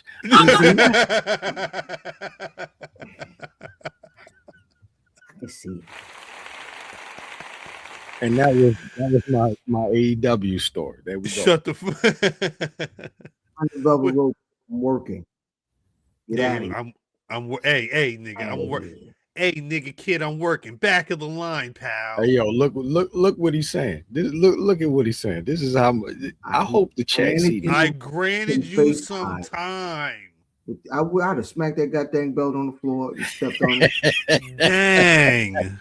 Pussy rolled on top of it. Pussy rolled. He said, geez, little nigga, you got your time. Get out of here. That's what he did. And I'm like, Corey, I can see the top of your head. None of you standing on these fans, nigga. Who I got more fans than the average man? Yo, if I stand on these fans, it's crazy. Damn, Corey. I didn't know he was clouded like that. Shout out to Corey. Shout out to Corey. No, listen. I'm gonna tell you. All right, here's the thing I noticed about Corey. Right, Corey Mixie Corey is a very good descriptor because anybody, especially like you say, hey, nice young lady wrestling fan, do you ever heard of My Kicks Is My Fix? Corey? Yeah. Listen, I want to tell you, they always be wrong. They always like the most dastardly niggas. And I'm trying to tell you, that's what he do. He's definitely a big time. That's cute. Where were you sitting, man? No. I was up in Tony Khan's suite. I know Tony Khan talk. We was talking about you. That's what he. But yeah, I was up there with him. That's what he had. 2 for 1. He said, where are you sitting for math? Where are you sitting, math? Tony, cut the AC in that section. Yeah, you see the one standing next to me. The tall one. Yeah. Make sure he don't get no air down there. All right, thanks. Because with the size 8.5 new era. Yeah, cut the air off on that thing. The big head one, but the big head, the friggin' Moulian. The Mouli with the big head, Tony, you know. Like, yo, he's up there with Glacier where the snow is. Damn, Corey, that's what we doing. Corey is making this is not how I end people. Look at it. All right. The big, You know, the big great one from and the powerful podcast. You know, yeah. Sorry, Corey. It's funny. You're a piece of God. shit, Corey. Hey, See, and FYI, Mimi said, people. yes, you are. Yeah, That's FYI, exactly people, Lovely if we're said it nice, too. if we're nice to anyone, we don't. Yeah, we don't, yeah. No. If I'm Like, yeah, nice to you, yeah. mm-mm. I was nice to Mav. I took a picture with him and shook his hand. He had his moments. Crazy. Crazy. I've never seen Corey post out of character before. There's no bullshit. That's him. That's him. That's him. That is so funny. That is so funny. I was nice to Mav. I was nice to. I was a nice little jiggle. I'm gonna take this nigga belt next time I see him. I'm taking Corey belt the next time I see him. He pulled you to the side. He said, "Hey nigga, you got a picture, right?" The next time I see him, I'm about to Seth Rollins his belt and swing that bitch all over. Yo, this nigga shook Cuz's hand and Cuz left. Corey said,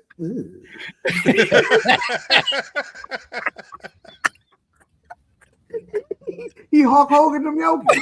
He Hulk Hogan. Brother, give me the gimmick, brother. Brother, give me the gimmick. I gotta get this nigga off me. Nigga said next time I might let him tie my shoes. He's Why? The real ones are the fake ones. You know, you like to get them reps. He definitely has some Bondulus on. God damn it, Corey. Them Bondulu posits. With triple soul sketches. Is that true?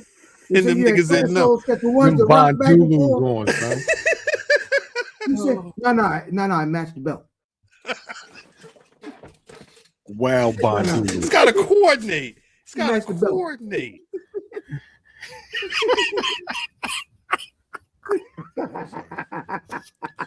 Oh shit.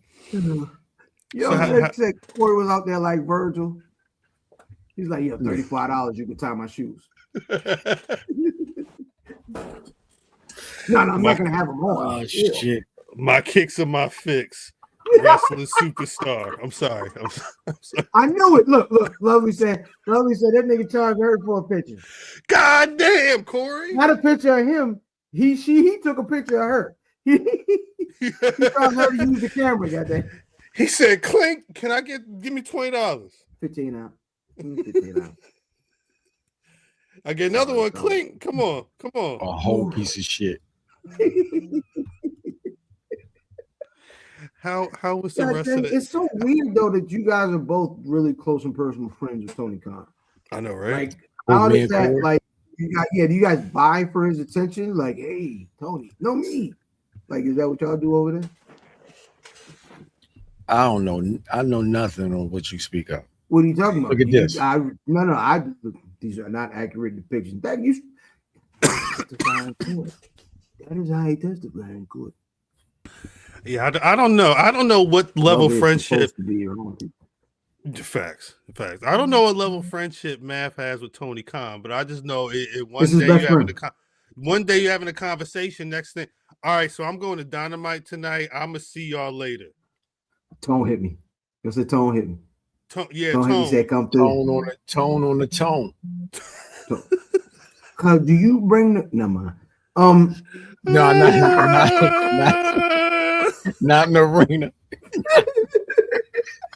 Wow. I figured it out. Wildin'. Straight up wild. Oh shit. I'm sorry, I don't do this show for y'all niggas. I do it for y'all gotta remember. See, this is the thing. In 2026, we've been recording this live, and y'all been able to be a part of the shenanigans. You know, see, we talk to y'all talk to us. It's great. There were years where it was just the three of us having conversations like this. Y'all didn't know nothing what was going on. Y'all, if y'all was able to hear it, But Yeah, it was. y'all niggas wasn't here when I Hold on, Mr. D. The one thing I was not, it was in swerve section, nigga. Swerve section. That is never gonna happen. That's nigga. disrespectful, Mr. D. That is never gonna happen. Nigga. You may need to chill out in the on ring. that one. I could be Nana. I like coffee.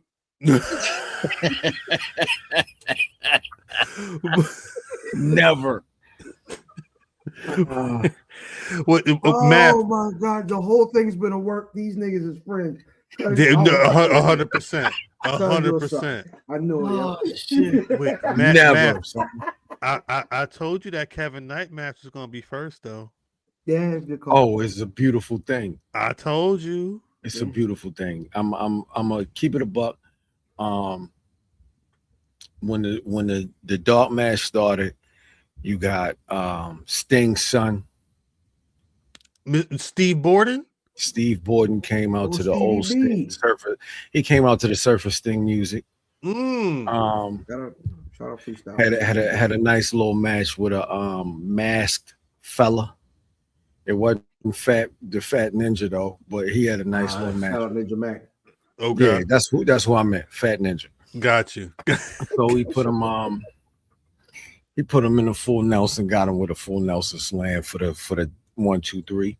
Good. It was a good match. It was a good match. Shout out to Sting Jr. Stinger. Second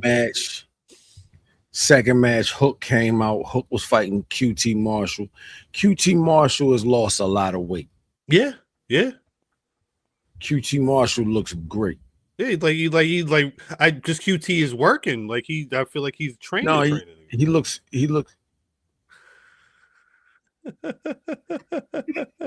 Yo, I told you about him last night, Cap. I told you about this nigga last night.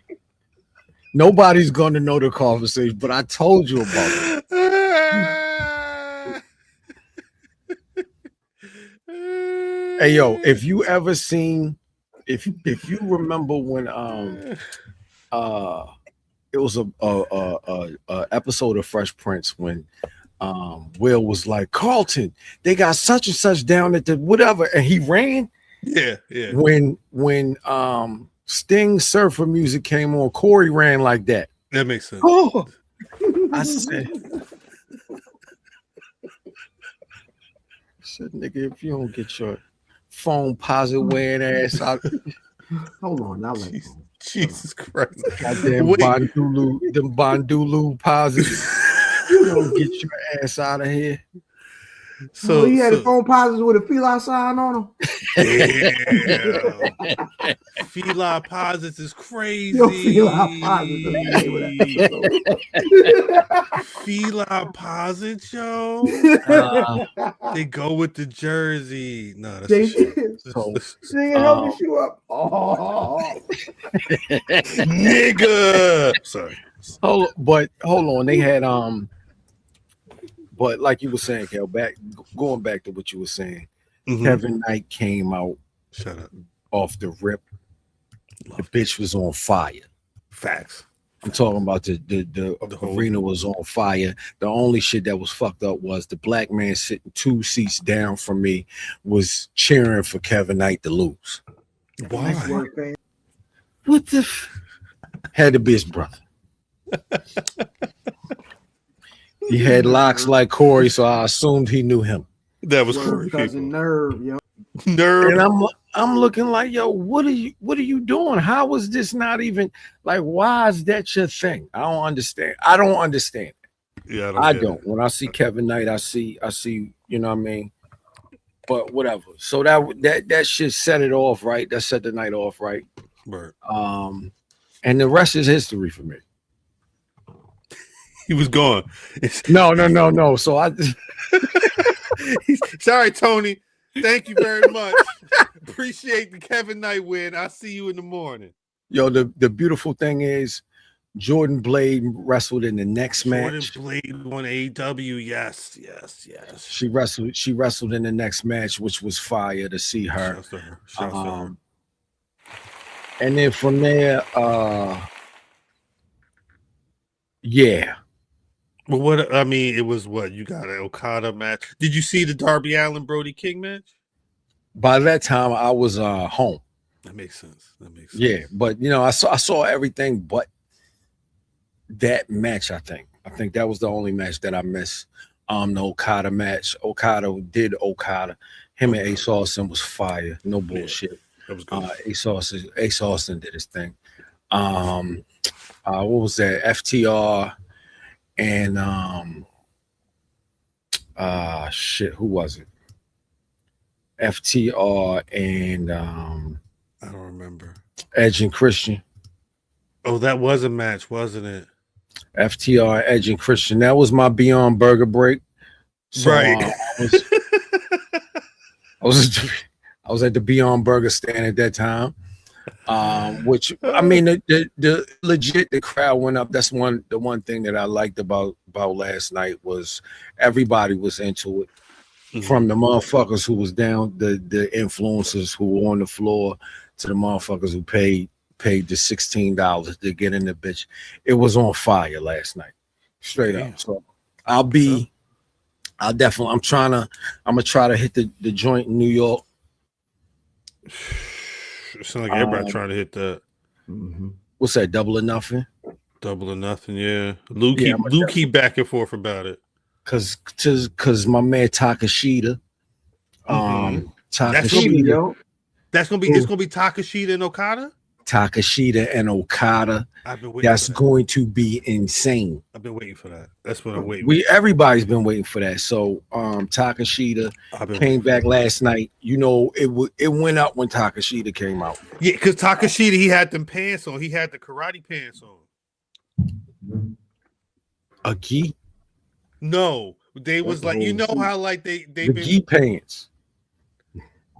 They've been calling them like balloon pants, where it's like on the bottom. It's not like it's like think of like how you know the joggers have like that little bunch of like material at the bottom, but the pant it's kind of like wider. Yeah, it like balloons. He had on black pants that was looking like that. I'm not right. I believe we need to pause the show. We need to pause the show just to christen the uninitiated. My cousin never says anyone's name right. Yeah, like I knew a nigga for years. I knew his real name. We know the name. Nigga Takashita. That's what I said. Yeah, Takashita. Right now and later, what's being said wrong? Yeah, it wasn't. Yeah, that ain't. And B, is this the first episode you've been in with the Black Rasslin Podcast? If Listen, so, I appreciate you. I appreciate absolutely. Yeah, but this is that's not what we. Shout out Leon Slater. Leon Slater on TV say he got something to get off his chest. I'm sorry, what you talking about, Takashita? Yeah. Takashita and Okada is gonna be fire. I'm not riding with you, Corey. I'd rather walk, nigga. In them fila pauses, I will walk from here to Queens. I only drive in the fila pauses. It's a front flex driving pauses. That is crazy. Get your AEW. Get your pockets. It's going down. That is the AEW portion of our show. We may be in Queens. We may be in Queens. I'm sorry. Yeah, well, yeah. If y'all in Queens, we gonna be on them streets afterwards. I guess is there anything else crazy that we need to mention? That I talk about pro wrestlers I wasn't aware of before this week. And hey, I'm down to be ignorant about some shit. Will Cruz. Cruz, big homie.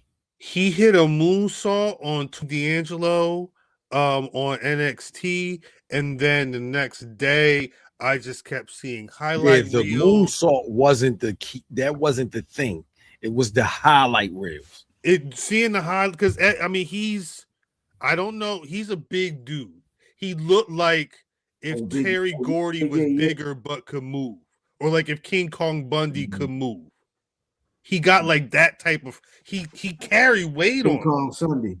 Yeah, doing moonsaults. He Yeah. he looks bigger than Keith Lee. He looks bigger than Keith Lee. Than what Keith Lee was. Like Joey Savage said, he looked like a fan. He had like on, so I couldn't even really tell how much weight he was still holding. Kim Michelle said his stomach was hanging out. I mean, does pro wrestling have a problem with people like that? Hey yo, bring back the fat niggas. We never went anywhere, right? But no, you did go somewhere on wrestling. Well, I think again, seeing Leon Slater on TV, seeing the young, like I think there's definitely the Shawn Michaels school has really lent to a certain physique of person permeating a lot of the federations out there, which is why when we talk about AEW and people like Wardlow, it's been tough to figure out where he should go because they don't really have a big division of people with horses and big motherfuckers that can go back and forth. WWE has people. I don't know if they have they don't use horses. Nobody uses horses. Nobody. I don't want to see the way they should, but I don't want to see him like that. He's based off the highlight again. He debuted with a moonsault on the NXT champion. That's cool though. Based off the highlight reels, all he want to do is pick up El Generico, flip him 720 degrees, and then hit him with a cutter backwards. And then he want to take the other person and throw him up in the air and hit him with a spiked pile driver, and then do a flip moonsault for a pin. Like based off the highlight reels I'm seeing, he's riggedy rapping. But it's built in power. It's very much a power man. You got to be willing to be thrown around like a rag doll. It seems for some moments in the matches. I'm with it. Get away from that, like you said, the Shawn Michaels school. Everybody can't be that. I'm tired of seeing just that. I want to see everything. That's where you. That's where he be. He be over there. It's going to be. That's why I think it's going to be interesting to see how. You think you got to call Kevin Lang? Well, I mean, if he go again, we got a guy who on his debut he hit the moonsault on the champ. What else are you gonna have him do? Especially if he beat the champ. You can't have him be the White Rikishi. I don't know if he can be White Rikishi. He may be a little too British. I thought Ivar was dope too. I just think that they had a raw deal. I thought they would Balenciaga t-shirt on. I think they don't. Again, I think it just goes back to at a certain point they only know how to do so much with them bigger fellas. I hate that shit. But no one's using big wrestlers consistently, right? Even and I'm currently wearing, like, even with AJ Francis, they used him better after he slimmed down, and he's more of a you know what I'm saying? He doesn't choke, but they don't use, like, he should be beating all these niggas up. Hold on, when you say big guy, are we talking like Brody King big guy, or you mean somebody bigger than Brody King? But Brody King wrestles a bigger guy, like he wrestles a hostile, but not like attraction big.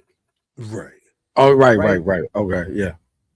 There is that growing. I think Oba talked about. I feel like there was someone else who was mentioning it. There's the evolution of big man. The big man. It's definitely a thing. I mean, fuck is that? That was the Randy Orton Dawes. I'm sorry. That was me.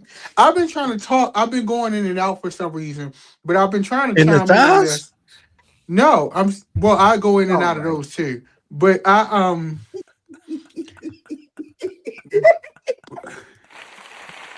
what? No, it was funny. Keep going.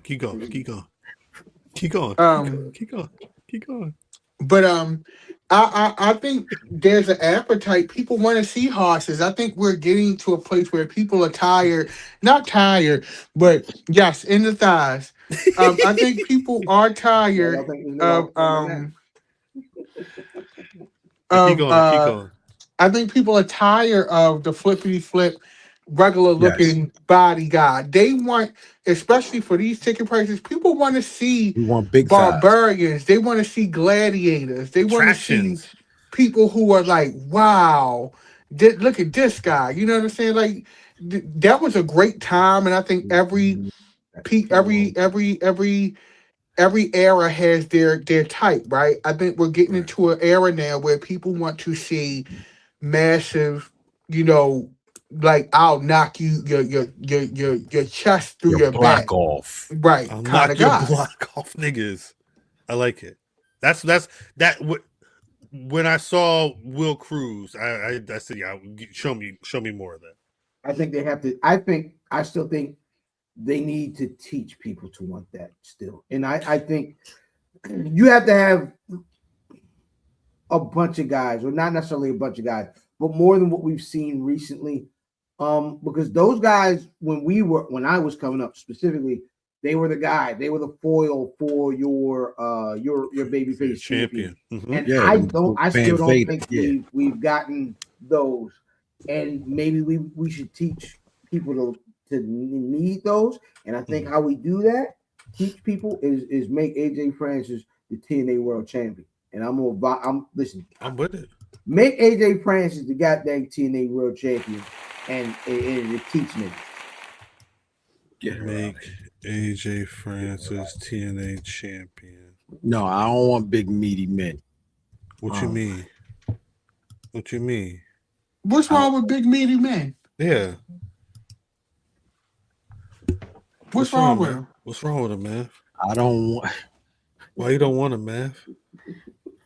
Why I don't want my men meaty? Yeah. It's an honest question. Mimi says she loved me. No. That's her problem. That's why she out right now. Wait till I call my uncle. Hey, yo. Oh, Jesus Christ. Yeah, make AJ Francis TNA champion. Let's do that.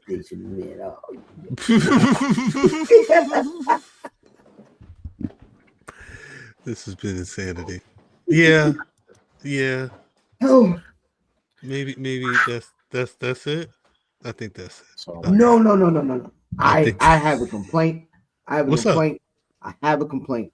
What's up? And it's something that we all care about. What's up? The thighs?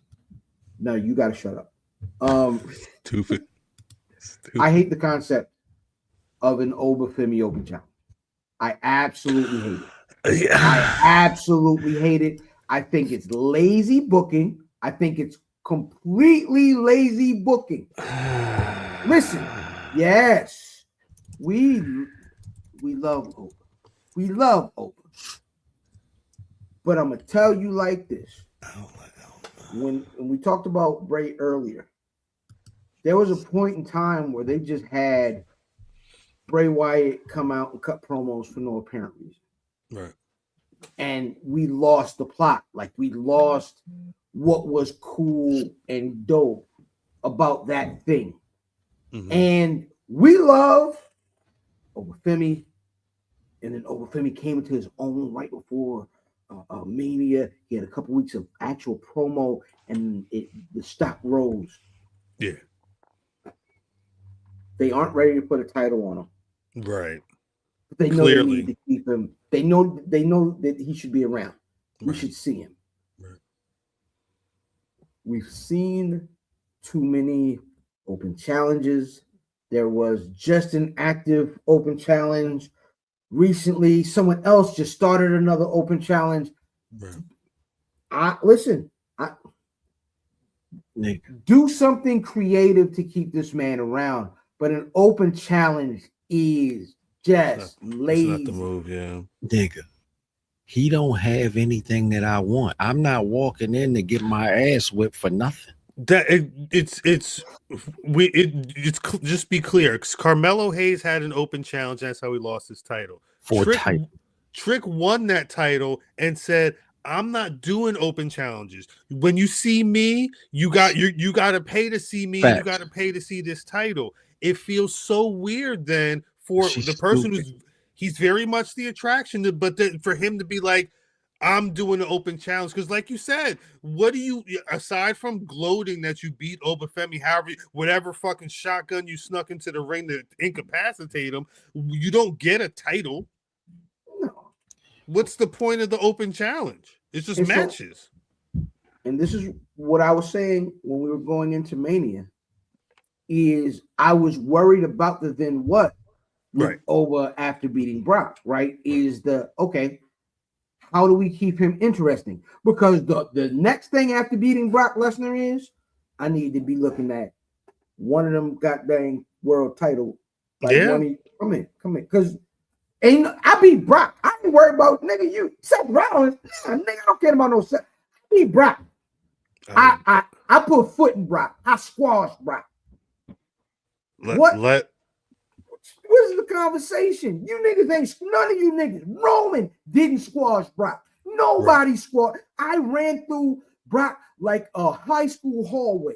Ain't no what you want me to do now. I'm not supposed to be worried about no goddamn open challenge.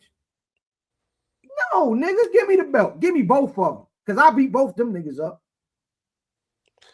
Yeah, Megs, I don't think Penn is doing his open challenge anymore either. He can't. But I think Penta feels beneath over, correct? Am I yes. Well, this is where I wanted to get to.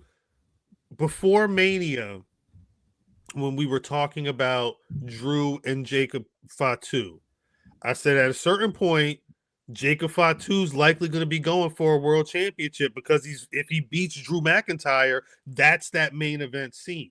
Mm-hmm. I'm assuming Obafemi is not in that realm yet or he's on deck to get there, but clearly they were waiting for that Tongan death grip to go up around Roman Reigns' neck to show you who was going to be vying for that title for real right now. Yo, have you ever been Tongan death gripped? No. All right, I saw, but you know, I've been seeing fights lately online where that's what they doing. They grabbing niggas straight up by the throat. Yeah. I wonder if they on the same timeline I'm on. They're like, you know what? Do this shit on SmackDown. Do it on Raw. Do it on Raw. Grab that nigga throat. So if Oba's not ready to give Roman Reigns a Nigerian death grip, he has to be fighting Grayson Waller's because he's not fighting Penna. No, and he's not fighting for tag titles. So they can't figure out anything else for him. This is what I mean. What is it? Backlash next, right? What's after that? Money in the Bank. Yeah, probably Money in the Bank is the June one. Yeah, June, July. I'd have to check though. You have to do something where we got to get this shit to move, and I don't like this. This is what I mean. Everybody was like, Oba needs to win. Oba needs to win. He did. He needed to win. He needed to win. If he would have lost, he would have been worse off. Now what? Now what? You still hold on. Because now you want TV. He's still getting TV. Oba could coast for a while. Money in the Bank until September. What? You've got Backlash. There's a Saturday Night's Main Event May 23rd. Clash in Italy May 31st. And there ain't no black people in Italy, so we good. Now remember, not true. It's a lot of Africans in Italy. That's not what I. That's bad work. I didn't mean like in. Anyway, there's not getting no shine in Italy is what I meant. The Night of Champions is in June, and Oba, there's that poster that was going around. Wait, he the only one with no title. Everybody on that poster but Oba had a title currently. What's after that? July is another Saturday Night's Main. August is the 2-night SummerSlam, and September 6th is Money in the Bank. That's the last thing that's currently on the 2026 schedule right now. Who's the Dipset Nazi belt? Who got the Dipset Nazi belt? Trick and who else? Trick and Penna. Trick and Penna. The only person not on that flyer is Penny. Penny, you got to. I'm sorry, it had to be you, Penny. Yeah, it will likely be Penna. If it ain't you, Penna, over is gonna be you, and that's just for me. I feel like that's what's gonna happen. Is that if it isn't Penta, then Oba is going to be a casualty of them not knowing what to do. Of what, being Oba? Of them trotting him out and doing bull crap and niggas turning on him because they aren't doing crap with him.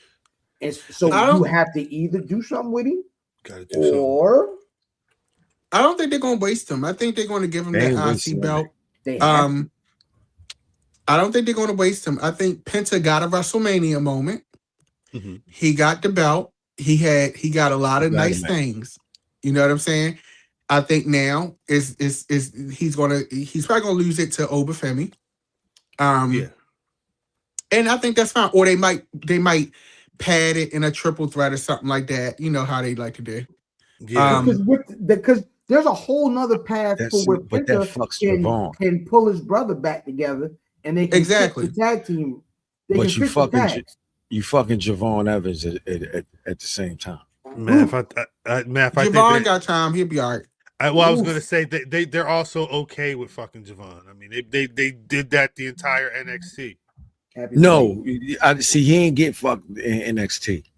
That was his path. That was the right path for him in NXT. He was. Remember Bianca Belair. Remember Bianca. He never touched it. Javon was looking great in them triple threats and whatnot, but at a certain point, somebody had to lose. I'm good with that, but I don't think he should be losing now. He's gonna be. He's one of the main people on that main roster that's worked with Obafemi the most in bigger matches. They had 3 or 4 matches in NXT. Mm-hmm. Yeah, I forgot Ethan Page is in there. Am I saying Javon is an eater? I'm saying if we're gonna be getting a triple threat match with Penna and Obafemi, Javon Evans is a very likely third person in that match. Javon Evans has also wrestled Obafemi the most currently on that Raw roster. It could be somebody else, but Javon's already in the mix at IC. He said it months ago. He wants that title. So right before Penna won it, if I'm not mistaken. Javon is young. He's very young. And I think personally Javon should be on SmackDown. 22. He turned 22 yesterday. I was going to say he just had his birthday. Shout out Javon Evans, just turned 22. I think you're right too, DD. Maybe a swap of Ricky Saints and Javon Evans. No, I don't know why y'all keep trying to put Ricky on Raw. Keep Ricky's ass where he at. I don't know what's the benefit. Because SmackDown needs a little beef. Put Javon on SmackDown. Because I would love to see Javon and Trick interact with each other. But why Ricky got to be on SmackDown? Because that's where his homeboy is. I don't know if that Ricky might be all right. Is that the best reason though? Is like I think honestly, Raw should be where the beefy people is. Right. Raw should be where the beefy titans are, and SmackDown should be where your lighter but charismatic characters are. Beefy. I would feel like Ricky feels more like the latter. Because at a certain point, Ricky's gonna have to go on SmackDown and rap. Right, that's what I'm saying. He need to be on SmackDown. He ain't in rap with who? To me, I mean, Ricky can wrestle, but he's also a charismatic kind of character. I just don't see Ricky. I know some people view him as this thing, but I'm sorry, he's a character. He can wrestle. I don't take that away from him, but he's a character first to me. Everything you're saying is why I'm saying he should be on Raw. Is the thing. I think that personality feels way better on the Raw program than it does on SmackDown, where SmackDown's for the open challenges and a lot of the rapping and whatnot. It's less character. Well, you do got some niggas over there though. But SmackDown has Trick. SmackDown has like Ricky, Trick, Javon. SmackDown could be the swaggy, cool roster. Oh, where the niggas play. Well, they did it already, so why not repeat it? Here too.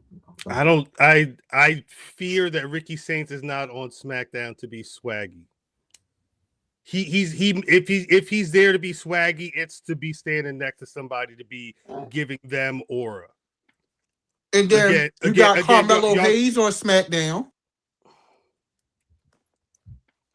If y'all want, this is a whole division. I like this. It's a whole division. I think Ricky's going to end up looking like the bottom of that division once you start putting him, because him and Carmelo. Now, when they start cutting promos, that's the thing. With the promos, remember this the E. When they start cutting promos, Ricky ain't on the bottom of that. I feel you. Out of the niggas we've named in that division, none of them folks cut better promos than Rick Saints. So but then they got to wrestle. Stinks is great. I didn't say it. I didn't say it. I just don't see Ricky on Raw, and no shade to Rick, but shade. It's all going to come down to how the crowd responds to him, and he didn't, in my opinion, get a great response at NXT. We'll see. It's the presentation for him is definitely going to be interesting on SmackDown. I'll tell you that much. Yeah, I think it's an interesting case of a guy who his circumstances have always been interesting, and I think Rick will be fine. I completely believe in Ricky Saints as a pro wrestler. I believe in him on the main roster. I think what ends up happening when you talk about this group of folks, I think he fits very well because he's a better talker than a great deal of the folks that we mentioned that are on SmackDown. Like, I don't know if we mentioned a better talker on SmackDown than him.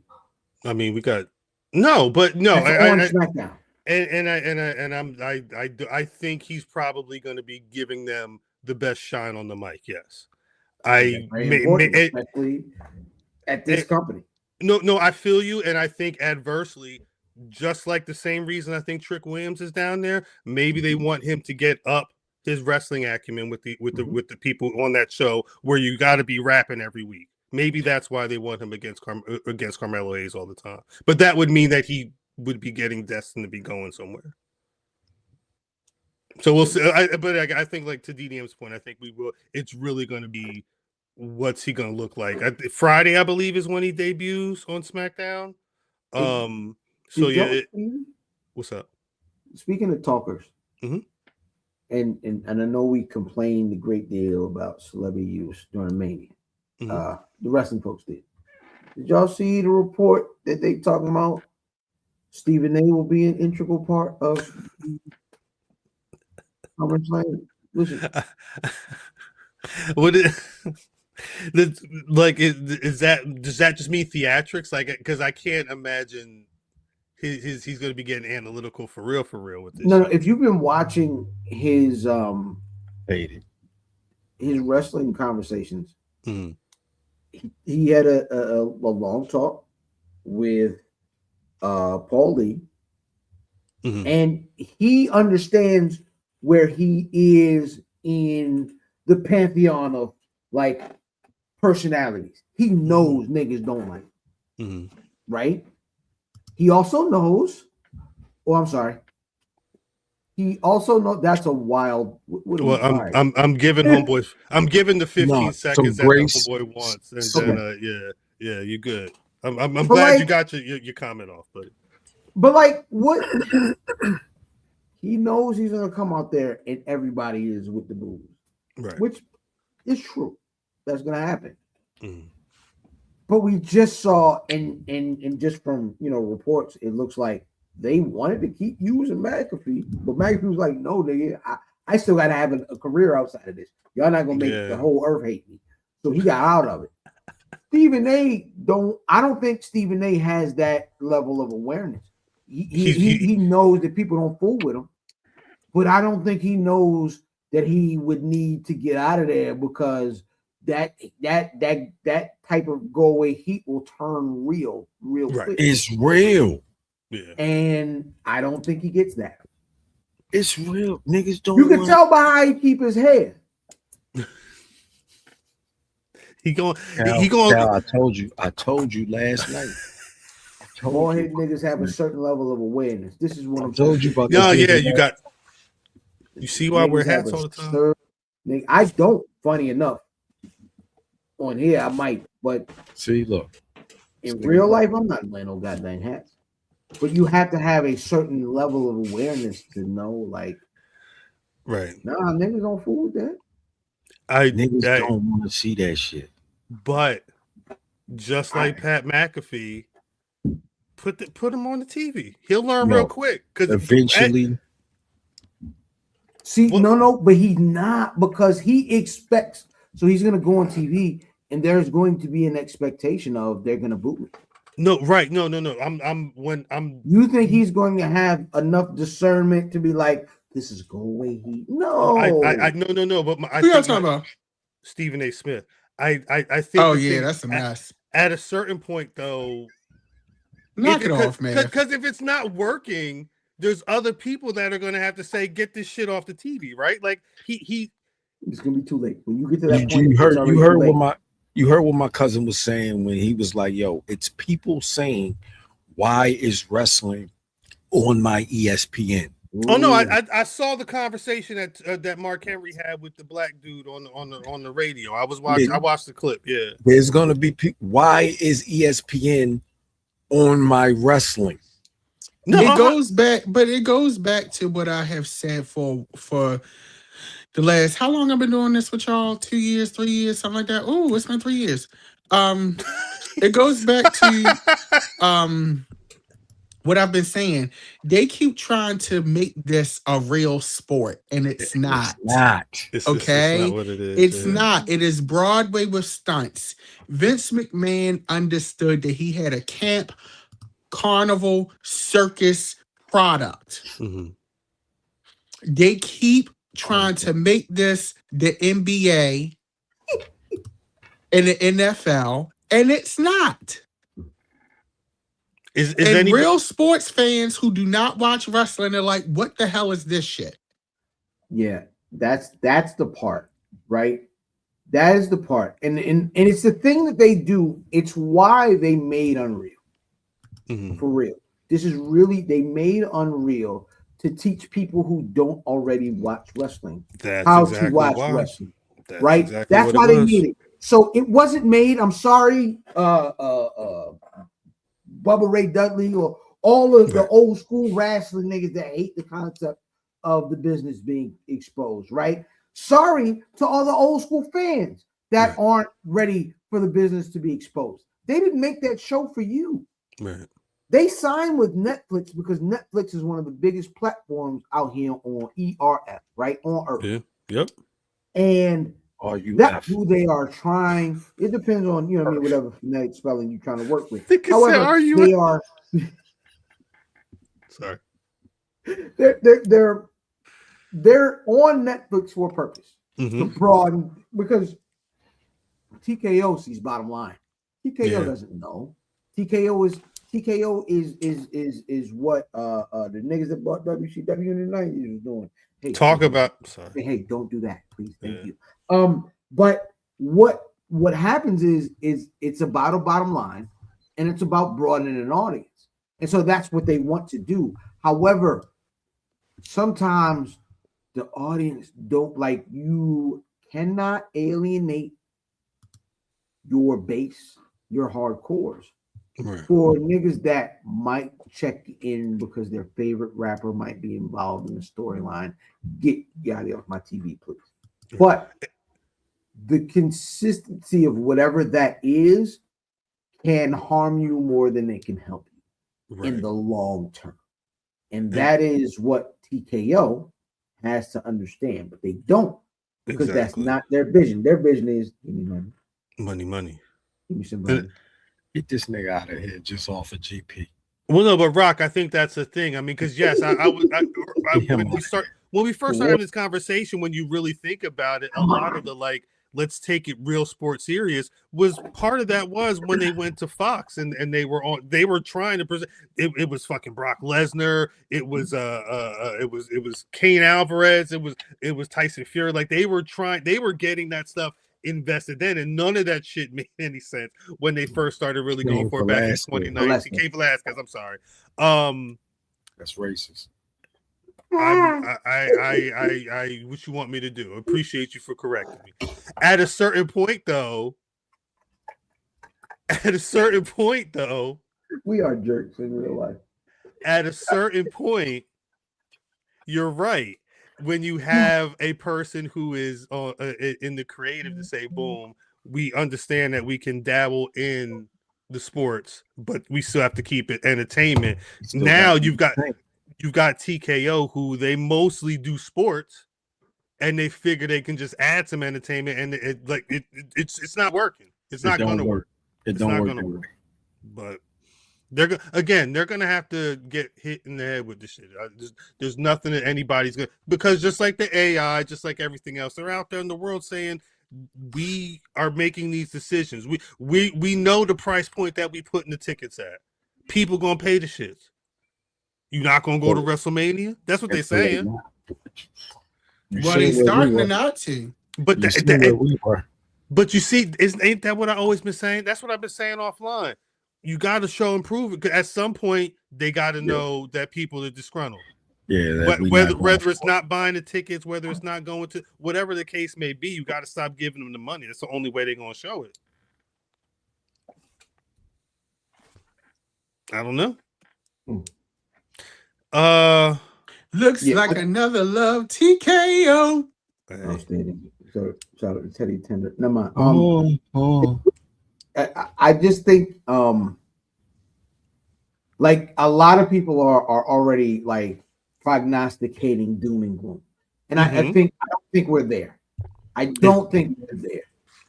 Right? I do think we are at a point where we say, "Hey, watch what we doing. It could turn crazy."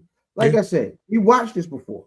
I watched the company that wasn't from or of wrestling come into wrestling and try to make it successful their way. Right. And it didn't work. You know what I'm saying? I don't know if there is another place to come and get that. So I don't know if they're in that much trouble. But at the same time, man, you have to be wary of serving your fan base. And sometimes your fan base, a lot of times, your fan base isn't going to bleed over into something else. And that's okay.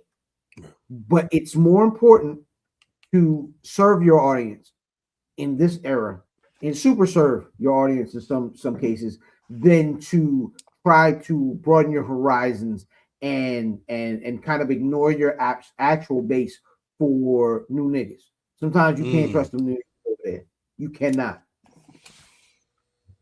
That's really what it's all about. I like everything. I guess we'll see. I did want to mention, I guess, in before we get out of here, NXT did ink a deal. What NXT? CW inked deals to have NXT and the rest of their sports products airing on the ESPN Unlimited app. I don't know if it has a date. I think I was seeing this summer. I mean, I guess sometime was it not stand in. I think there's one PLE in particular that they may be starting with, but this summer is when all of that CW sports will be on there. And I think just like the Bash should always are they going with the Bash? The Bash should always be in Baltimore. The Great American Bash should always be in Baltimore. And I don't know which one it's going to be, but I believe it'll air on CW and on the ESPN app, just like how Dynamite airs on the one TV channel and on the HBO Max. So if you've got if you've got the ESPN Unlimited app, I think that's the real key for people. It's easy for the CW; they don't have to start a streaming service, but ESPN Unlimited gets all this damn content. What you say, man? Yo, did you know Randy Jackson looked like the Black Power Ranger? No. Sorry. Randy Jackson from American Idol? No, nigga, Mike brother. Oh, Mike. No. He missing a finger too? Yeah, that nigga said. My bad. It's your fault. That's your fault. And I also saw that SmackDown is supposed to be going back to 2 hours at some point. Yeah. Word on road, that's a USA Network thing, and it's apparently something that could be going on for the next like 3 or 4 years, where part of the year it'll be a 3-hour show and then the rest it'll be a 2-hour show. During like when it's sports. Yeah, I would assume so. It's so ill how live content has become such a commodity. That's the game. You're seeing it. You're seeing it. And I don't know if we getting too inside baseball, but like it's been mad nights recently. So the news that my wife and I like to watch at nighttime is NBC. Mm-hmm. Right? But they have the NBA contract.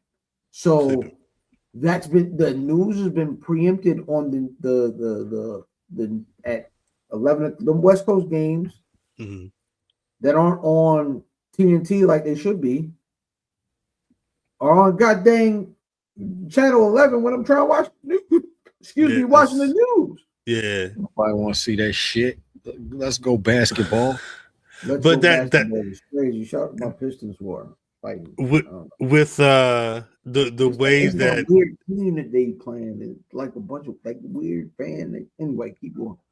The way that people consume, and with everything being so on demand and streaming and whatnot, you can kind of watch things whenever you want, except for live sports. Like if you that's the only thing that is always going to have somebody tuned in, because somebody's going to want to know what the score is or whatever. And wrestling falls into that bag. I think that's probably going to piss the ESPN people off more, but at a certain point, there's sports elements to it.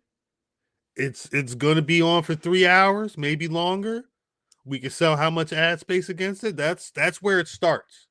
It's why AEW is still over there with WB. It's why TNA's over at AMC. It's why NXT is becoming such a big part. I mean, why else would the CW want to have the PLEs on their I'm pretty sure it's free over the air TV. You ain't got to pay. I don't like that. You don't like the PLEs on NXT? No, because I'm not trying to watch no commercials. What is this? It's wait. You're not getting out of that. Did you watch WrestleMania?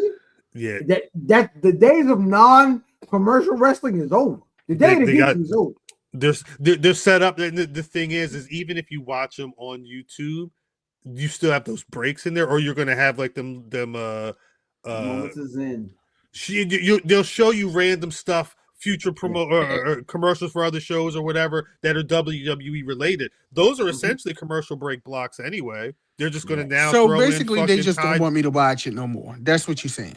I think what I'm saying is they feel that they can make more money in ads because you can get 2 or 3 hours of live wrestling per week, a couple times a week.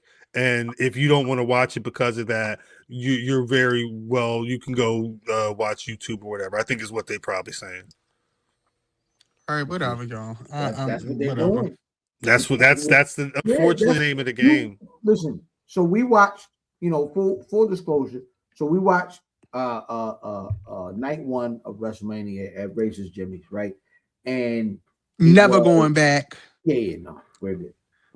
We saw, but like there's a different feed where like when it's commercial time, they just show like a graphic and it's quiet, right? Mm-hmm. Now, night 2, we were here, you know what I'm saying? And we saw the commercials. We're like, yo, what is this? Because we didn't watch the goddamn pay at an arena version. We watched this is what it was. So we saw the niggas. Person they was watching, man. It's just commercials. You know what I'm saying? We don't. It's interesting. Get indicted hotline over here.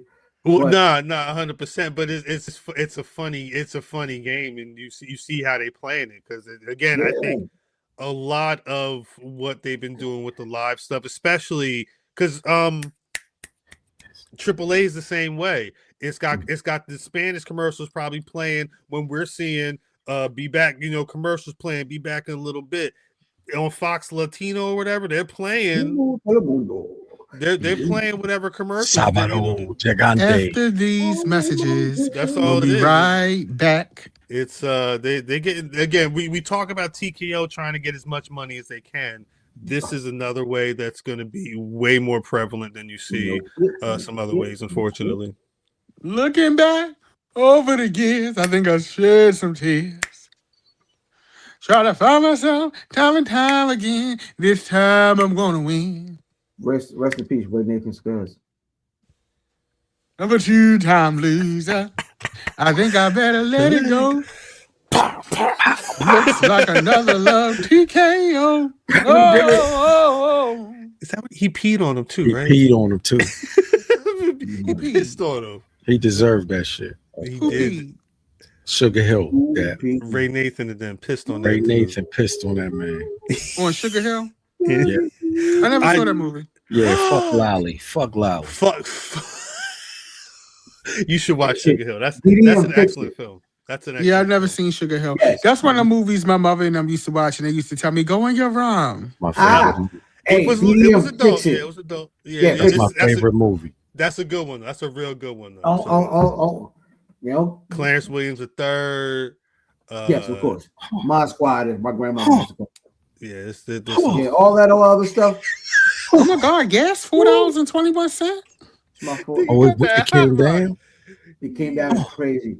Nigga, That's the national Maryland average.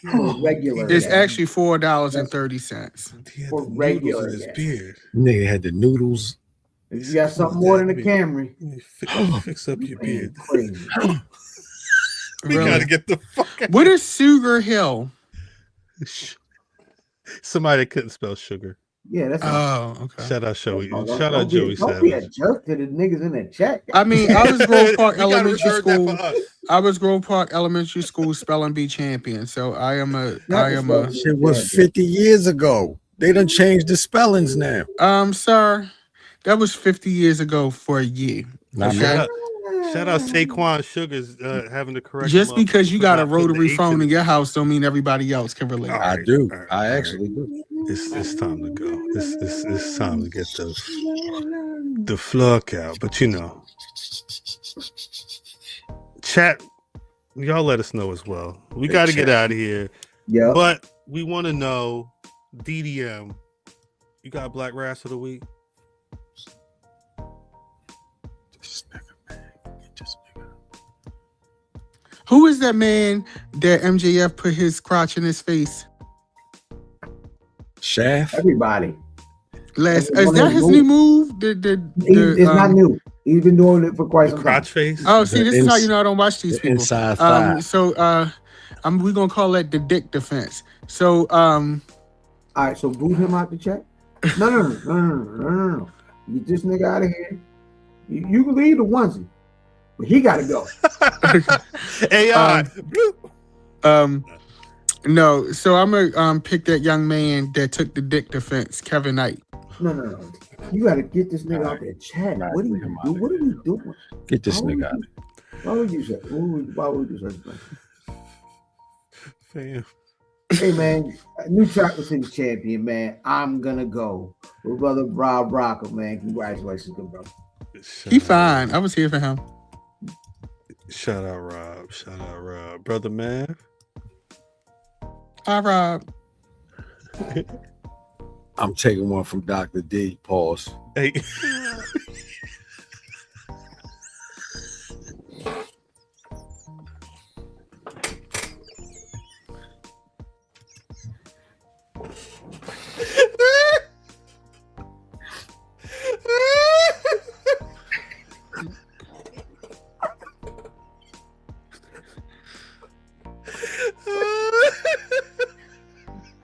I'm out of here, dog. You're so childish.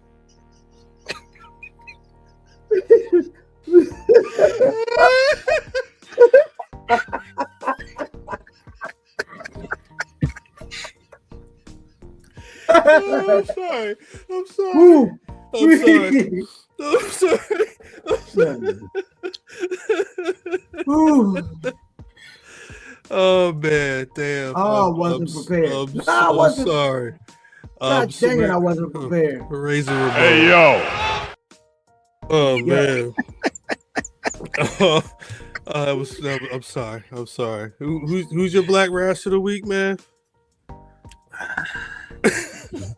Jordan Blade. Shout out. Listen, Shout out Jordan Blade. listen. It was a very good. Like, I got a chance to like look Jordan in the eye and tell her that like we were proud of her for the things she done out in Vegas, and she had that goddamn I'm about to be on TV on Wednesday in her back pocket and ain't say nothing. That Versace. She had that Versace. She Yeah, was we know what rocking. you was doing in that suit. We know what you was doing in that suit. Shout out Jordan Blade. God dang it, cuz you That are was my Black Wrestler of the week. My Black Wrestler of the week. I'm going Trick Williams. I'm so glad he won the title, but I was waiting for the gingerbread man to really be the gingerbread man, because I think I don't know what they're gonna do at Backlash, but I think Yachty is on TV full time, and I absolutely Trick said that Yachty's in the ring training. I hate As long as he ain't in the studio. No. Good. I'd rather What that Trick? You never. I don't. But no. I don't listen to what they do on the radio. Let that nigga do that. Go on back over there. They already got that diss track. They already did the Gingerbread Man song together, so he may have a stew on the bus or something like that. You got McDonald's? I got a fish fillet. Oh shit! It's time to go.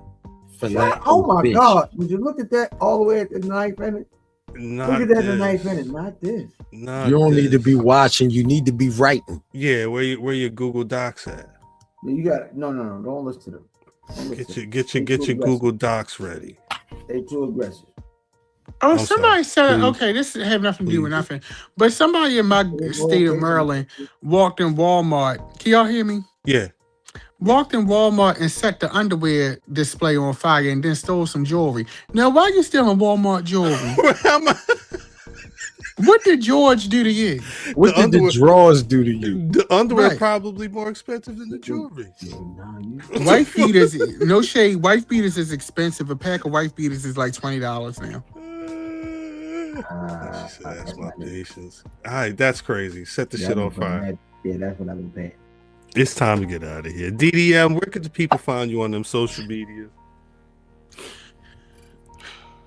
You can find me